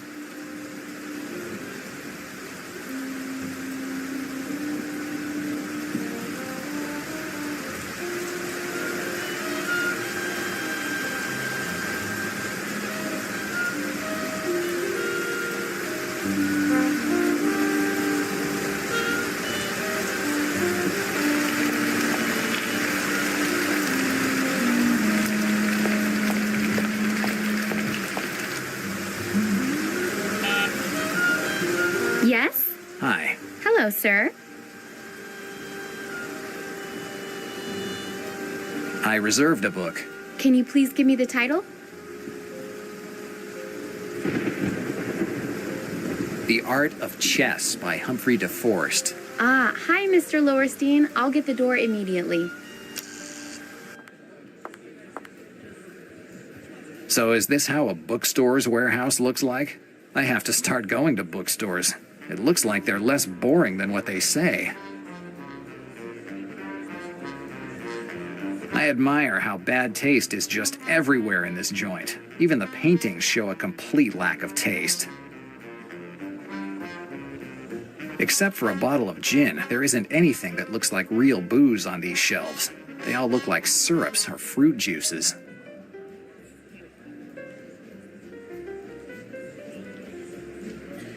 Except for a bottle of gin, there isn't anything that looks like real booze on these shelves.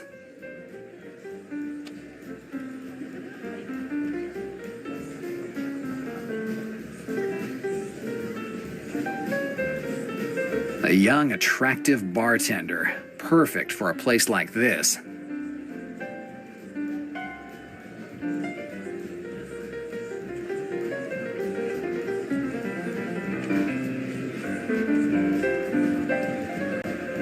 Hello, sir. Do you want something to drink? Yes, I'll have a whiskey. Make it a double. No rocks. Sorry, we don't have whiskey. You don't have whiskey? We only make cocktails here. We have more than 50, and they're all great. If I may, I'd suggest you order an orange gin. It's our best cocktail. I bet that's one of those cocktails that has an orange slice, ice, and a little umbrella. An orange slice, ice, and a nice little umbrella. I hate umbrellas when it rains, let alone in a drink. Forget about it. I don't want anything. Whatever you want. Anyway, I'm looking for Edward Marzetti. Ah, are you a friend of Mr. Marzetti? I just have to talk business with him. I see. But Mr. Marzetti isn't here right now. Why is the stage empty? It's just a matter of time. Charlotte's show will start soon. What's it about? She's the club's main attraction. She's a belly dancer, and when she performs, there's never a free table. Belly dancer. Sounds like a good way to relax. Where can I find Marzetti? Ah, I wouldn't know. He's not here now. Do you know when he'll be here? Unfortunately, I don't. Mr. Marzetti's a busy person. He's not often in the club.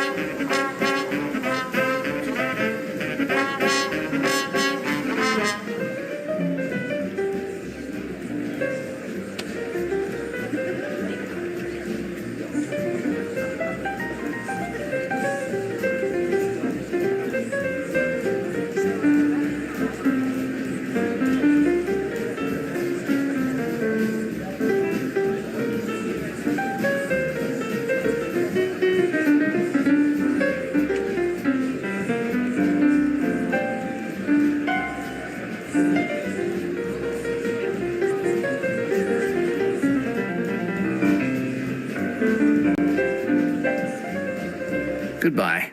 Goodbye, sir.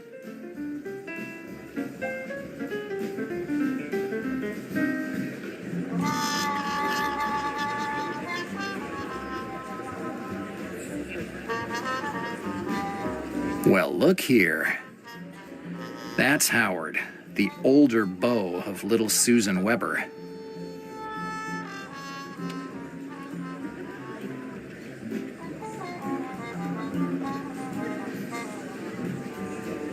It's a silver cigarette case with the initials HP.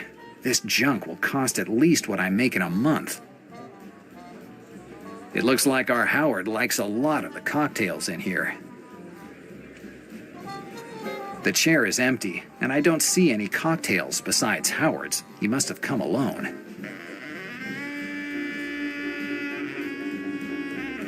Hi. Hi, with whom do I have the pleasure? Better use a fake name. I'm Kennel Riley. I'm a private detective. Oh, a private detective. Fascinating. And tell me, Riley, are you one of those detectives that always goes around with a gun in their coat? I hate guns. They just help certain detectives to feel more macho when they would be better off changing jobs instead. Fascinating opinion. Let me introduce myself. I'm Howard Paul. Feel free to take my business card. Howard Paul, film producer. It looks like a field where there's a lot of money to make. Oh, but of course the real goal is to make art. Cinema is art. Which I guess makes you an artist. You could say that. What are you doing here? Oh, very simple. I was here in New York to promote my latest movie, The Little King. Mr. Marsetti insisted on my being his guest for the evening since he seems to be a big fan of mine. We spoke the entire time about how cinema can open up the world. So, you were already able to get to know Marzetti? Certainly, an interesting guy.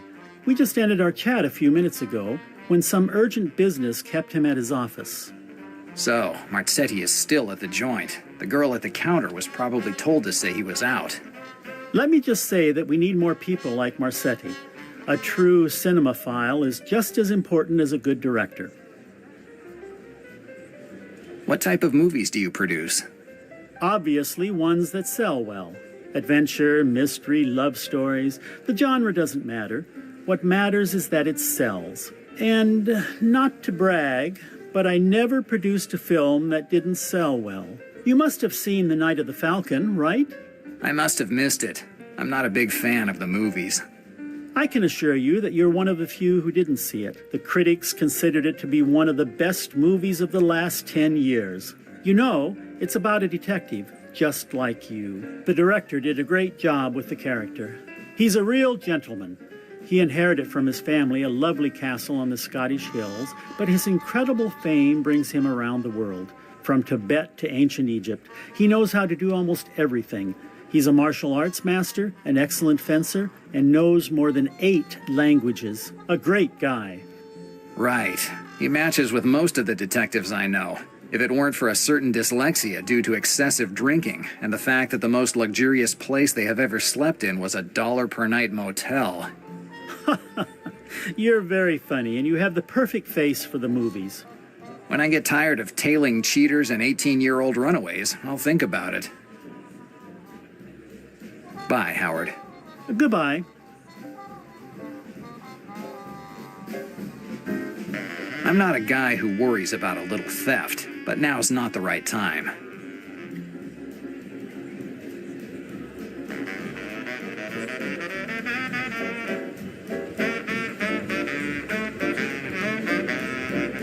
I better ask a few questions before I start going around the joint.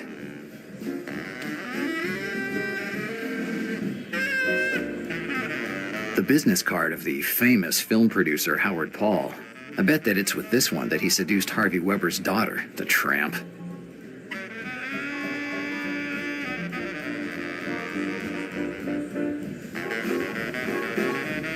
This is my business card. Howard Paul, film producer. Wow, you're a producer? I would have never guessed it from the look of you. Right. A lot of people take me for an alcoholic ex-police officer. I don't mean to offend you, but I'd have said the same thing. How come you are here? I have to see Marzetti. I'm looking for some fresh faces, and I was told that he could help me.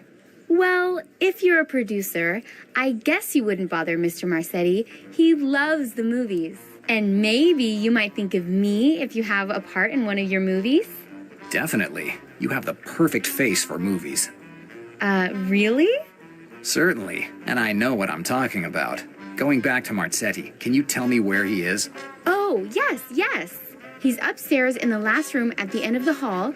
Take the stairs to the right of the bar. Thanks. No problem. Remember, think of me for your movies. Certainly.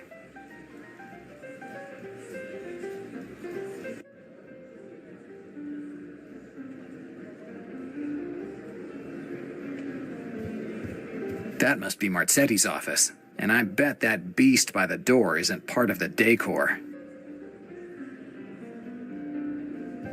I sincerely doubt that these pictures represent the notion of reproduction as it is meant in the Christian sense of the word.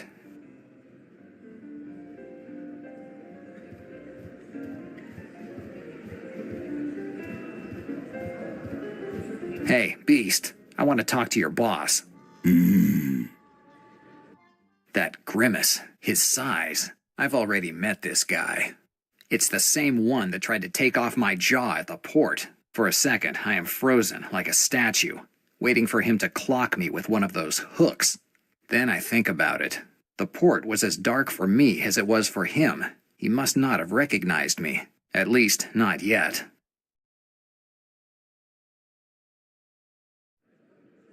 Oscar, let him pass.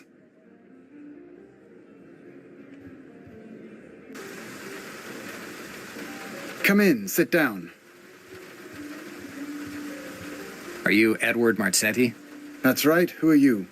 I'm Kennel Riley. I'm a private detective. Kennel Riley. Interesting name. I'd have thought you were Italian from the looks of you. You have a good eye. As you can guess, my family's from Italy too. My parents were from a small town near Naples. Tell me, Riley, what brings you here? I'm just passing by. Passing by? All private detectives are always just passing by. Right. We like to explore new places. Come on, Riley. Let's stop faking. You're here for a reason. Which one of my customers is in trouble this time? Looks like you're used to this type of visit. This is a speakeasy, Riley. It's full of damn idiots ready to fall right in for the first crook that comes by. Even though access is reserved, an evening doesn't go by that new faces don't show up in this joint. It's not unusual for one of your colleagues to come by to ask questions about someone who should not have been here. So, access to your joint is less restricted than it seems? Looks like it. Only people on a specific list should come up. But I doubt you were on it, and yet you're here. Aren't you worried by how easy it is to get into your joint? The only reason for the password at the door is to make it seem exclusive for the regulars. That's it. Talk to me about the joint. It's one of the many joints where the New York haves come to have fun. They drink their cocktails, they hang out with a pretty girl, and the next morning they go back and wag their finger at alcoholism and prostitution as the main reasons why the city's going to the dogs. So, your position lets you stay above all of them? You could say that. Who do you believe governs the world? Those who have the power or those who know their secrets? Managing a place like this lets you have more power than the people who come here.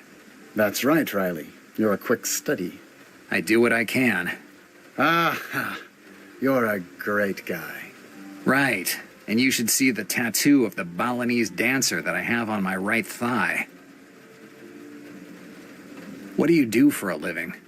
I have a few joints in New York and a couple in Los Angeles. I know that you started from Little Italy. I see you have been gathering information about me. I bought my first joint in the center of Little Italy called New Naples in honor of my hometown. There was still prohibition at the time, but with the right connections, it was easy to make money. The rest came on its own. You're self-made, as they say. I'm a rather determined guy, Riley. If I want something, I get it. I heard you're a movies fan. I bet you've shared a few words with old Howard. That guy's a genius. You'd never think it to see him. He falls head over heels for the first woman he meets, but he has a nose for movies. He hasn't made a film that hasn't sold out. I'm sure that the directors might have some credit, too. Nearly all of the scripts that he has funded were, on paper, on the edge of decency, but he knew how to make the most out of them. Helped out by his financial resources, of course, and he isn't short on them. Why did you invite him?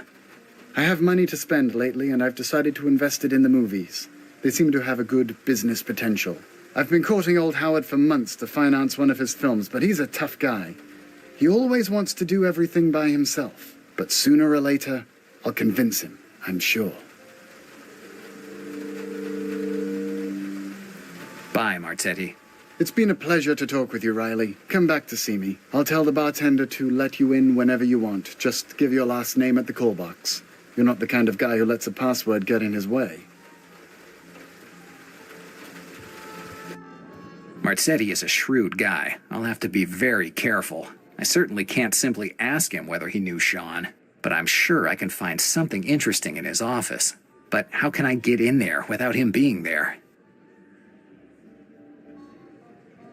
They look like VIP rooms. There are about 6 of them in the hallway.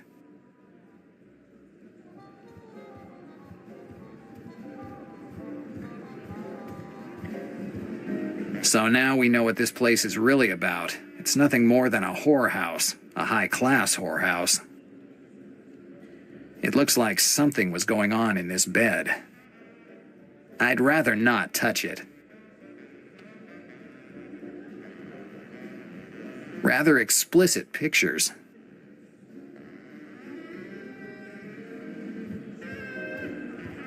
A red light, indispensable object to create the right atmosphere.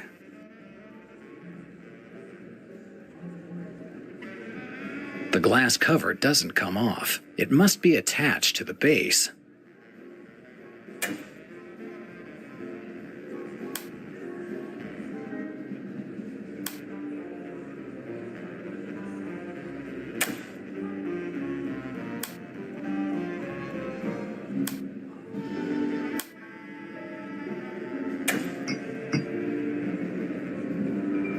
A red light bulb.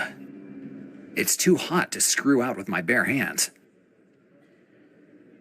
Yes, I should be able to unscrew it with a handkerchief without burning myself.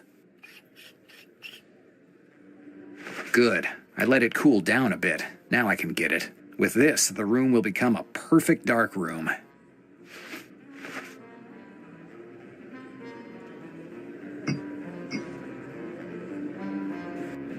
Pictures of people in compromising positions.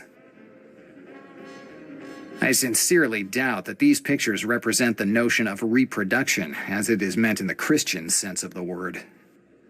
Rather explicit pictures.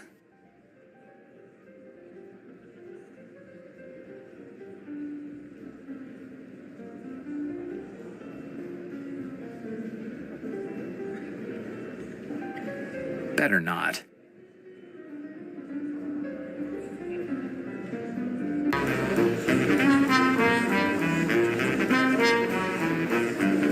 A young, attractive bartender. Perfect for a place like this. I admire how bad taste is just everywhere in this joint. Even the paintings show a complete lack of taste.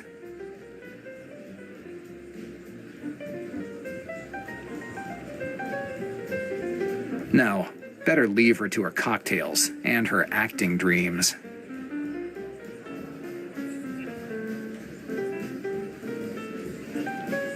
Hi, Howard.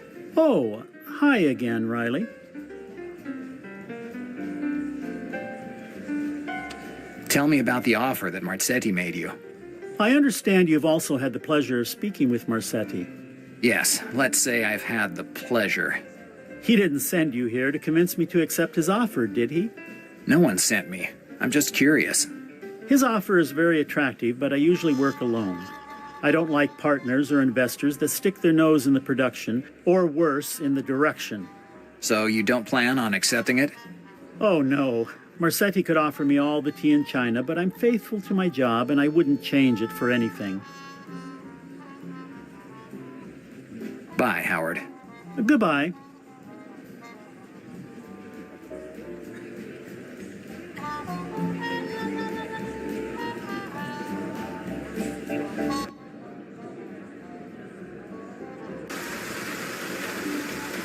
Come in, sit down. Riley, how can I help you?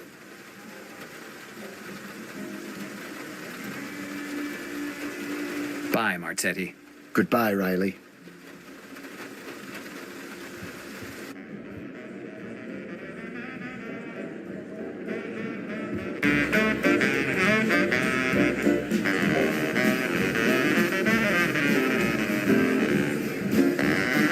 Except for a bottle of gin, there isn't anything that looks like real booze on these shelves.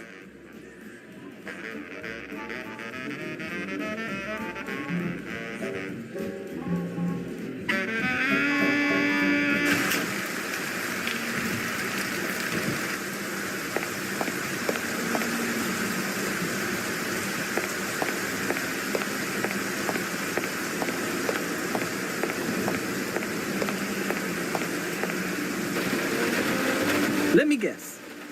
We have to go somewhere. Essex Street, Lower East Side. Okay.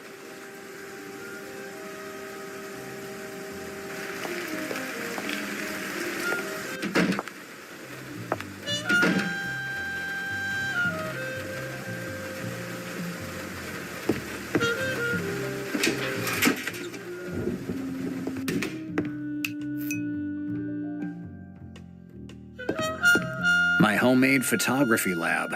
I develop my own photographs. I can't let compromising materials end up with some photographer with a loose tongue. The last red light bulb I had blew up last week, and the place where I usually buy them doesn't open until tomorrow morning.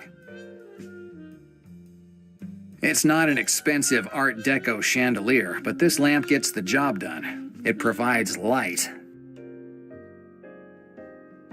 Yes, this lamp is perfect to get the right atmosphere that I need to develop photographs.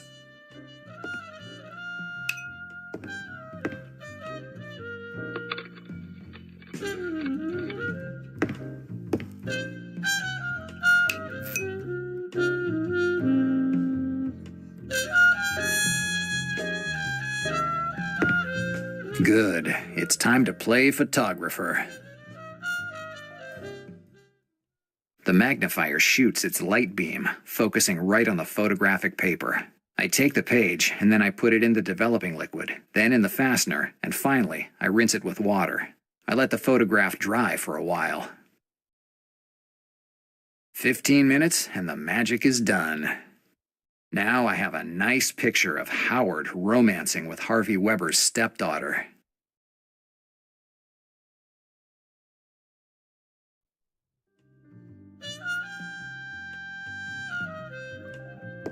My homemade photography lab. I develop my own photographs.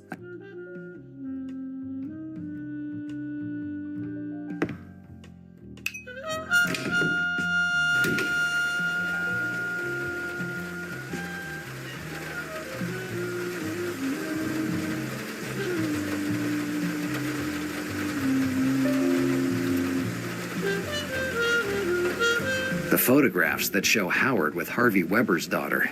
Something tells me that I'll never get paid for these photos.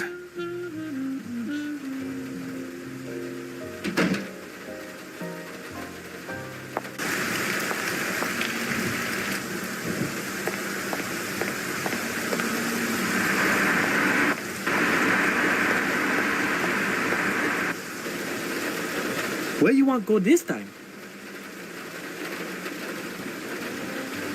65th Street, Upper East Side. Whatever you want.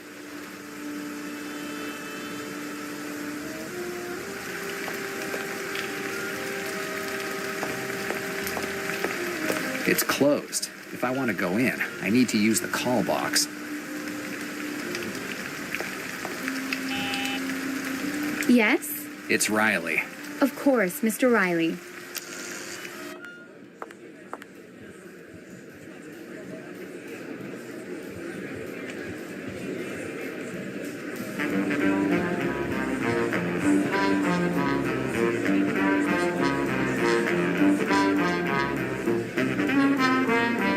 I'm not... It's a silver cigarette case with the initials HP. This junk will cost at least what I make in a month. No, it doesn't make any sense. What do you say about these? Well, how did you get these photographs? Unlike in your movies, in real life, a detective spends most of his time trailing cheats or butlers with a nimble hand. I don't usually run into dead bodies or take exotic trips. Did you follow me to blackmail me? I'm not a blackmailer, but it looks like we have a common acquaintance, Ms. Weber. Susan? Right, Ms. Susan Weber. Howard looks like a pretty impressionable guy. I'll have to change slightly the reason why Harvey Weber hired me. Her father asked me to find her and tell him who kidnapped her. Kidnapped her? What are you talking about? I didn't kidnap anyone. You don't have to tell me that. Tell Mr. Weber.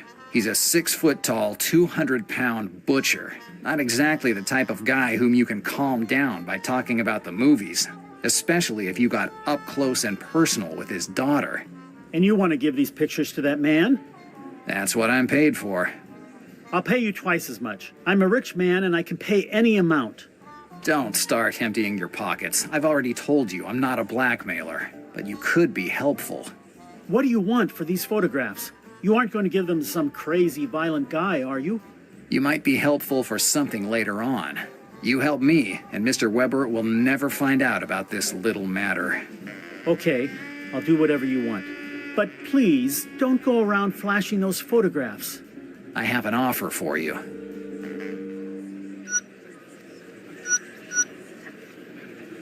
It doesn't make any sense. It looks like you're in the good graces of Marzetti, and that could be helpful. I don't get it. It's simple. Get Marzetti to leave his office long enough for me to take a look around. Are you joking? I don't want any problems. You already have problems. Having an affair with Mr. Weber's daughter wasn't a great idea, but if you do as I say, you won't have any problems. Me? I don't know how I could help you. You said that Marzetti was interested in your business. Yes. Good. Tell him that you've changed your mind. If he invites you to his office, make up something to get him to go out. You're crazy. I'll never accept Marzetti's offer. I don't care if you accept it or not. I just want Marzetti to leave his office. That's enough for me. You're terrible. Maybe you're right. Next time I see one of your movies, I'll take notes about how a gentleman detective acts. I sit at the bar and I order what, in this joint, is called a cocktail. I see Howard passing behind me and heading upstairs, but not before tossing a malicious glance my way. Relying on that sort of producer to get Marzetti away from his office isn't a great idea, but it's the only one that comes to mind at the moment. While I wait for Howard to come back, I drink my cocktail. Simply disgusting. There's enough sugar in it to kill a diabetic. A few sips later, I see Howard coming down the stairs. This time, Marzetti and his bodyguard are with him. It looks like that 2-bit producer actually did it, and I'm in the clear to go look around that big shot's office.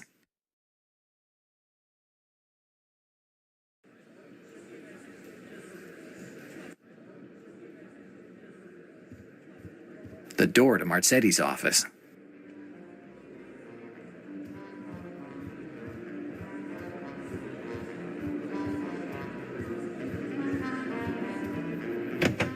The door is locked.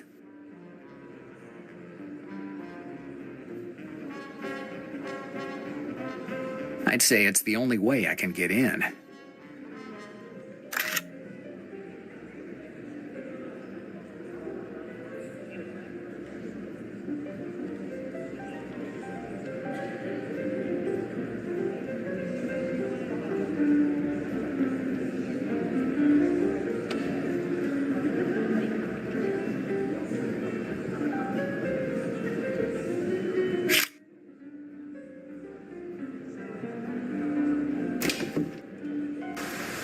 Let's see what Marzetti's hiding. Imported whiskey, Italian and French wines? Our Marzetti takes care of himself.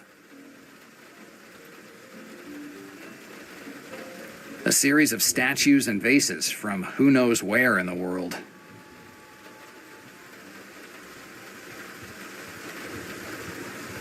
There are some glasses on the table.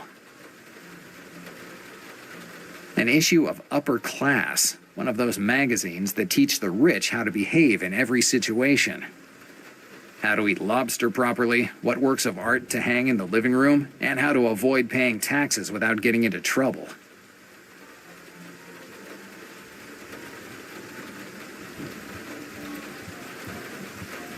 Some spears and a shield. I don't need a degree in anthropology to figure out they come from Africa. Some spears and a shield. A closet. And this totem definitely takes the cake for the most garish thing in this place. I wonder how they could pick out something like this.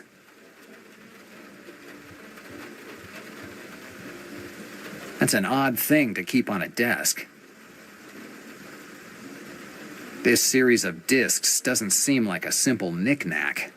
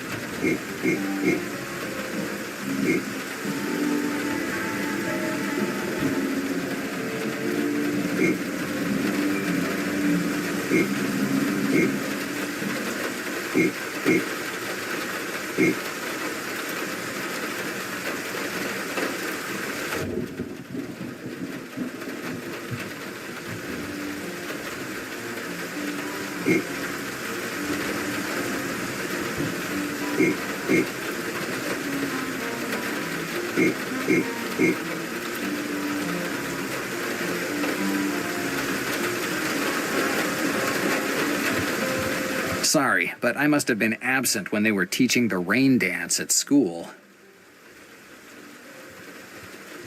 A box of Cuban cigars. No, I hate the smell of cigars.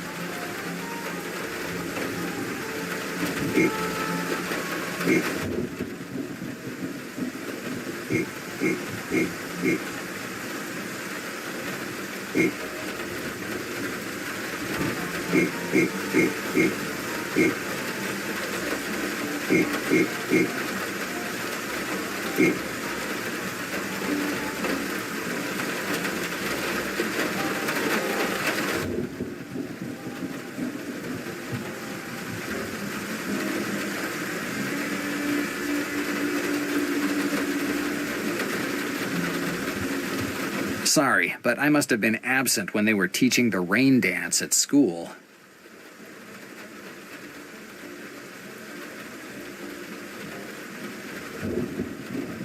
These windows open onto a sort of terracing.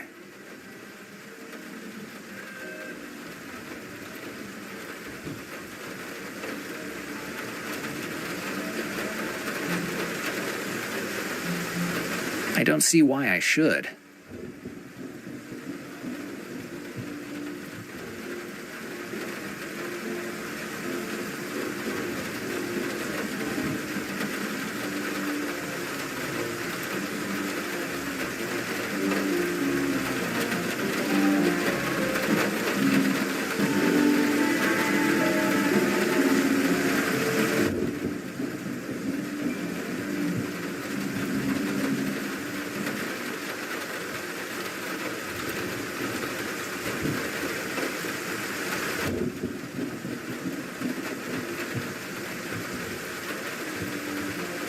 That's an odd thing to...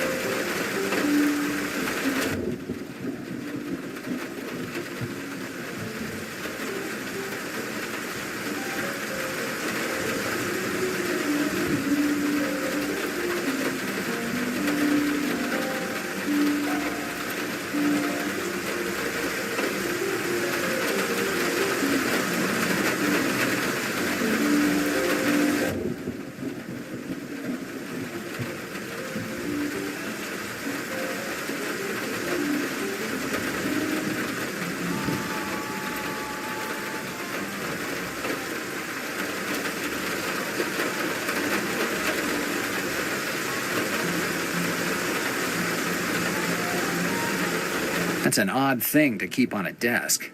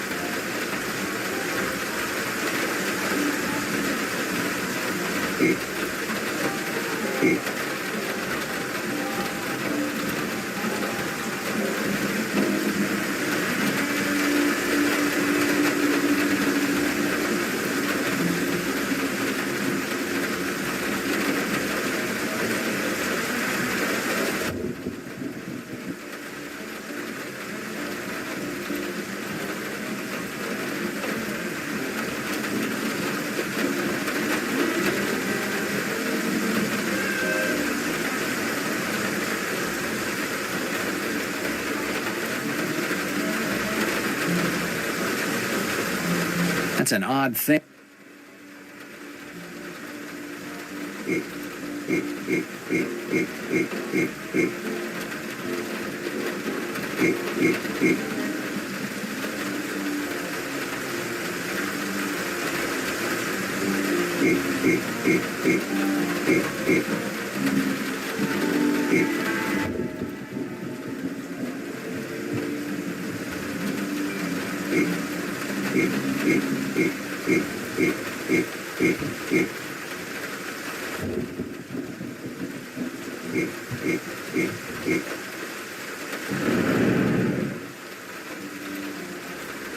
A safe inside a totem. I love classy things. I need a combination to open the safe. I don't have time to figure it out. I need to find a quicker way to open it. It's closed.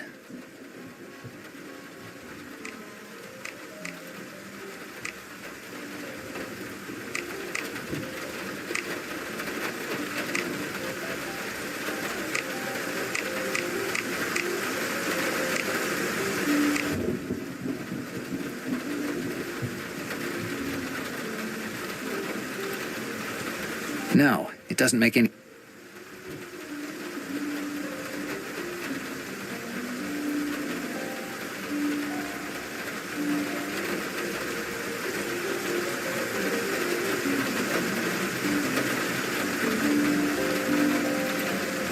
I don't have to call anyone now.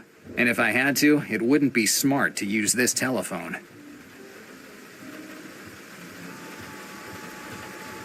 I'll take one. It could be helpful.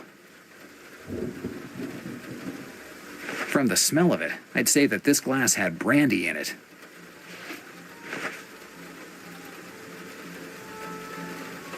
I don't see how I could use them together.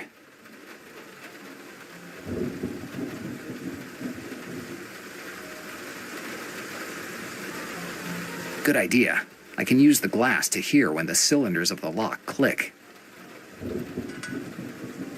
It's closed.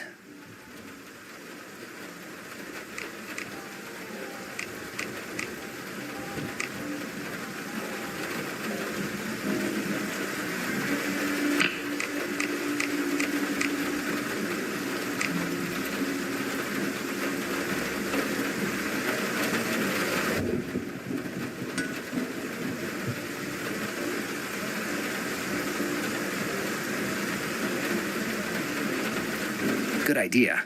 I can use the glass to hear when the cylinders of the lock click.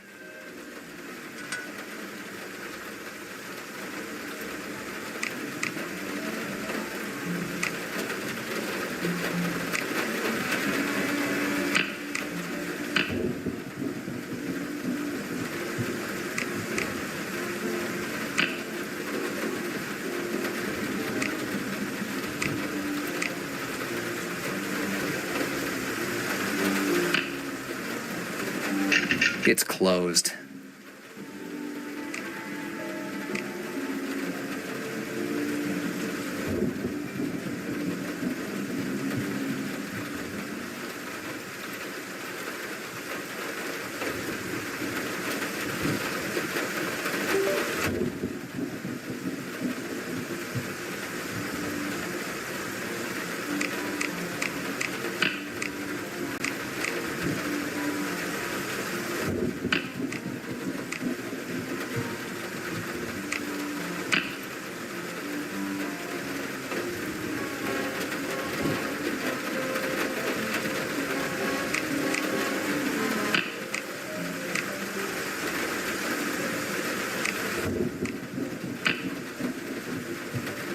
It's closed.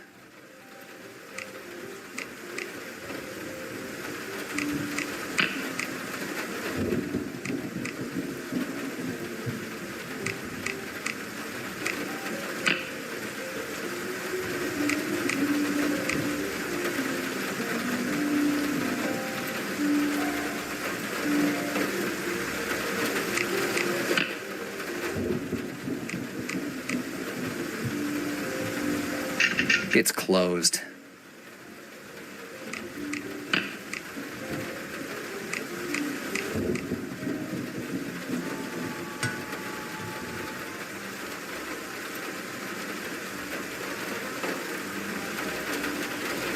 Good idea. I can use the glass to hear when the cylinders of the lock click.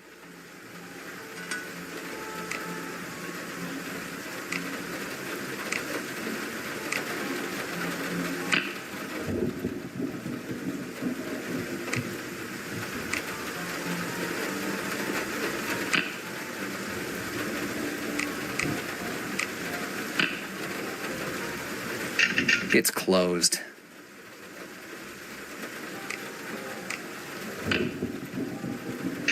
It's closed.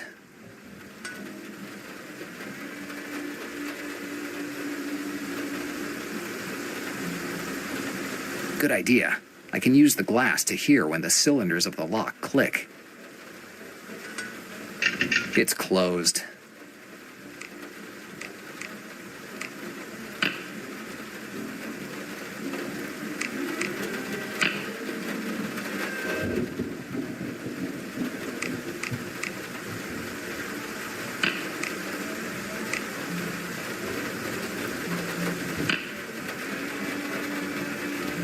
It's closed.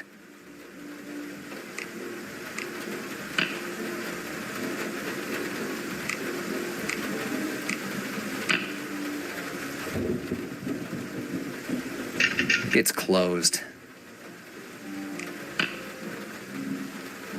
It's closed. I opened it.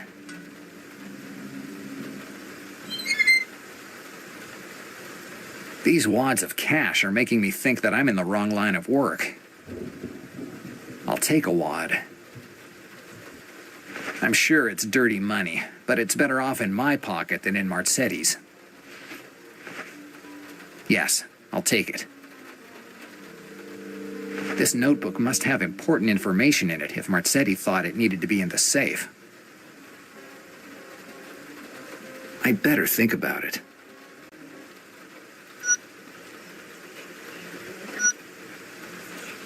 It doesn't make any sense.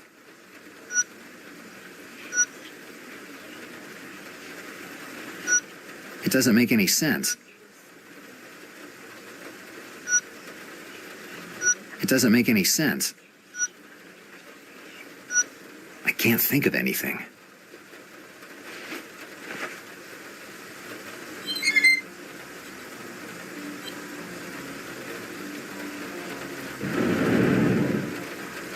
I don't understand these idiot producers. First he wants to talk business downstairs, and then he changes his mind.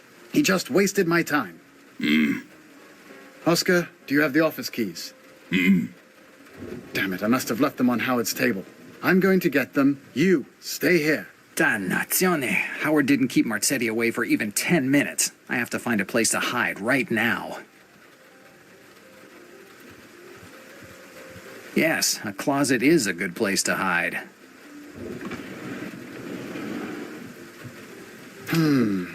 I left the office open, but I was sure that I locked it. Oscar, make sure no one disturbs me. I have to make an important call.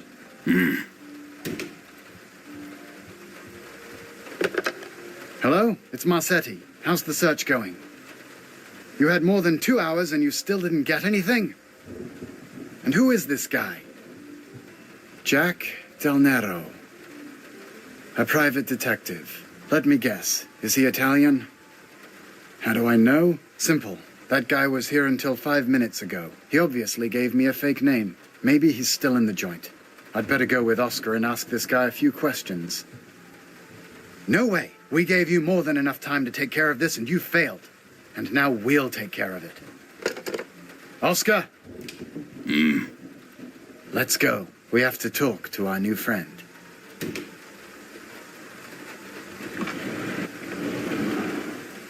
Something tells me that my next conversation with Marzetti won't be as cordial as the previous one.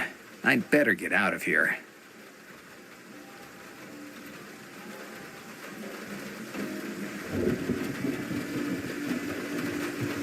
Oscar's behind the door. If I went out now, I wouldn't end up well.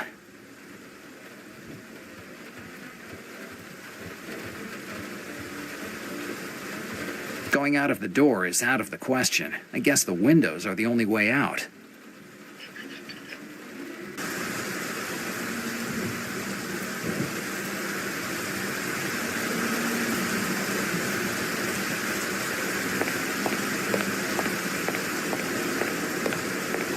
The mounting of the sign to the wall doesn't seem to be in too good condition. It's one of the hooks that holds up the neon sign. I can't think of anything. At this point, the joint seems damaged.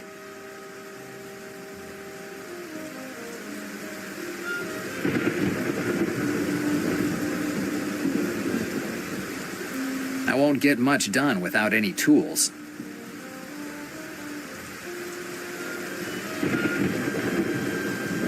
I'd better think about it.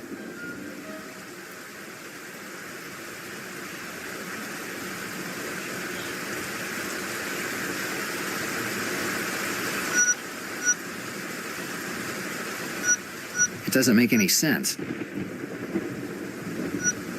I can't think of anything.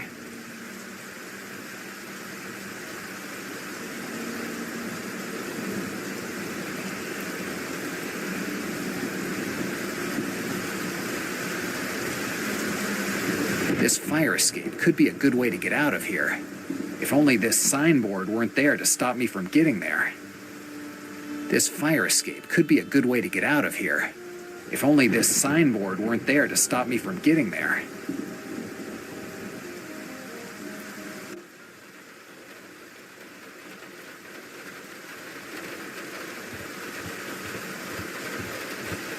I'll take the spearhead.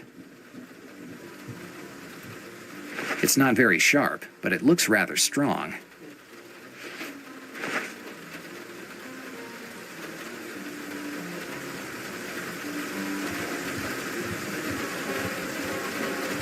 Going out of the door is out of the question.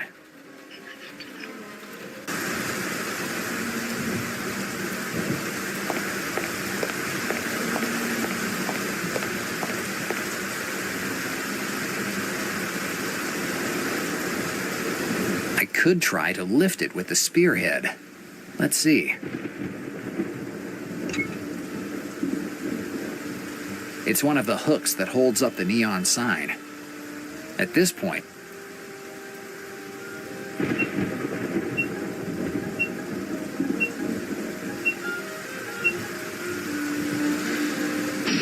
I doubt Marzetti will like this. Now that the signboard isn't a problem anymore, I can use these stairs to get out of here. I was never a big athlete, but I don't have a choice. Just like a cat, my muscles contract, and my arms work as counterweights as I get ready to jump. A not-so-young anymore cat with an alcohol problem and lungs full of tar. Now is not a good time to indulge in self-criticism. Good. I have a ciphered booklet with me that probably contains a lot of information about Black Lily and about who shot Sean. Later on, I will look for someone to help me decipher it. Now, though, I'd better get back to finding out who the girl is and where she comes from.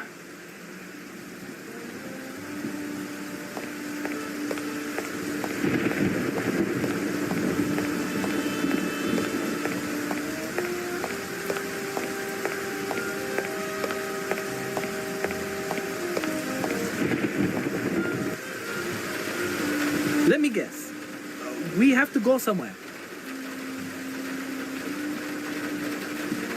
Essex Street, Lower East Side. Whatever you want.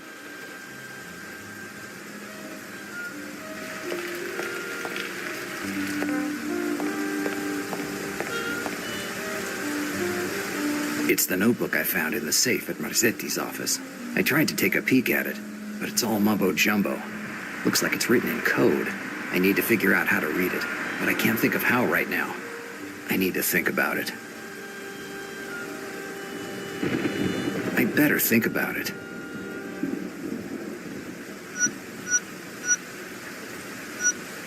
It doesn't make any sense. It doesn't make any sense.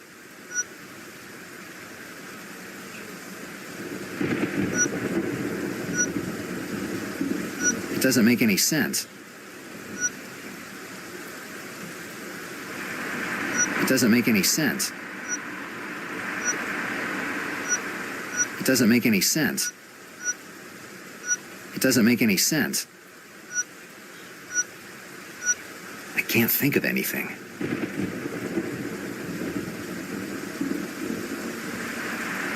I better think about it. It doesn't make any sense. I can't think of anything.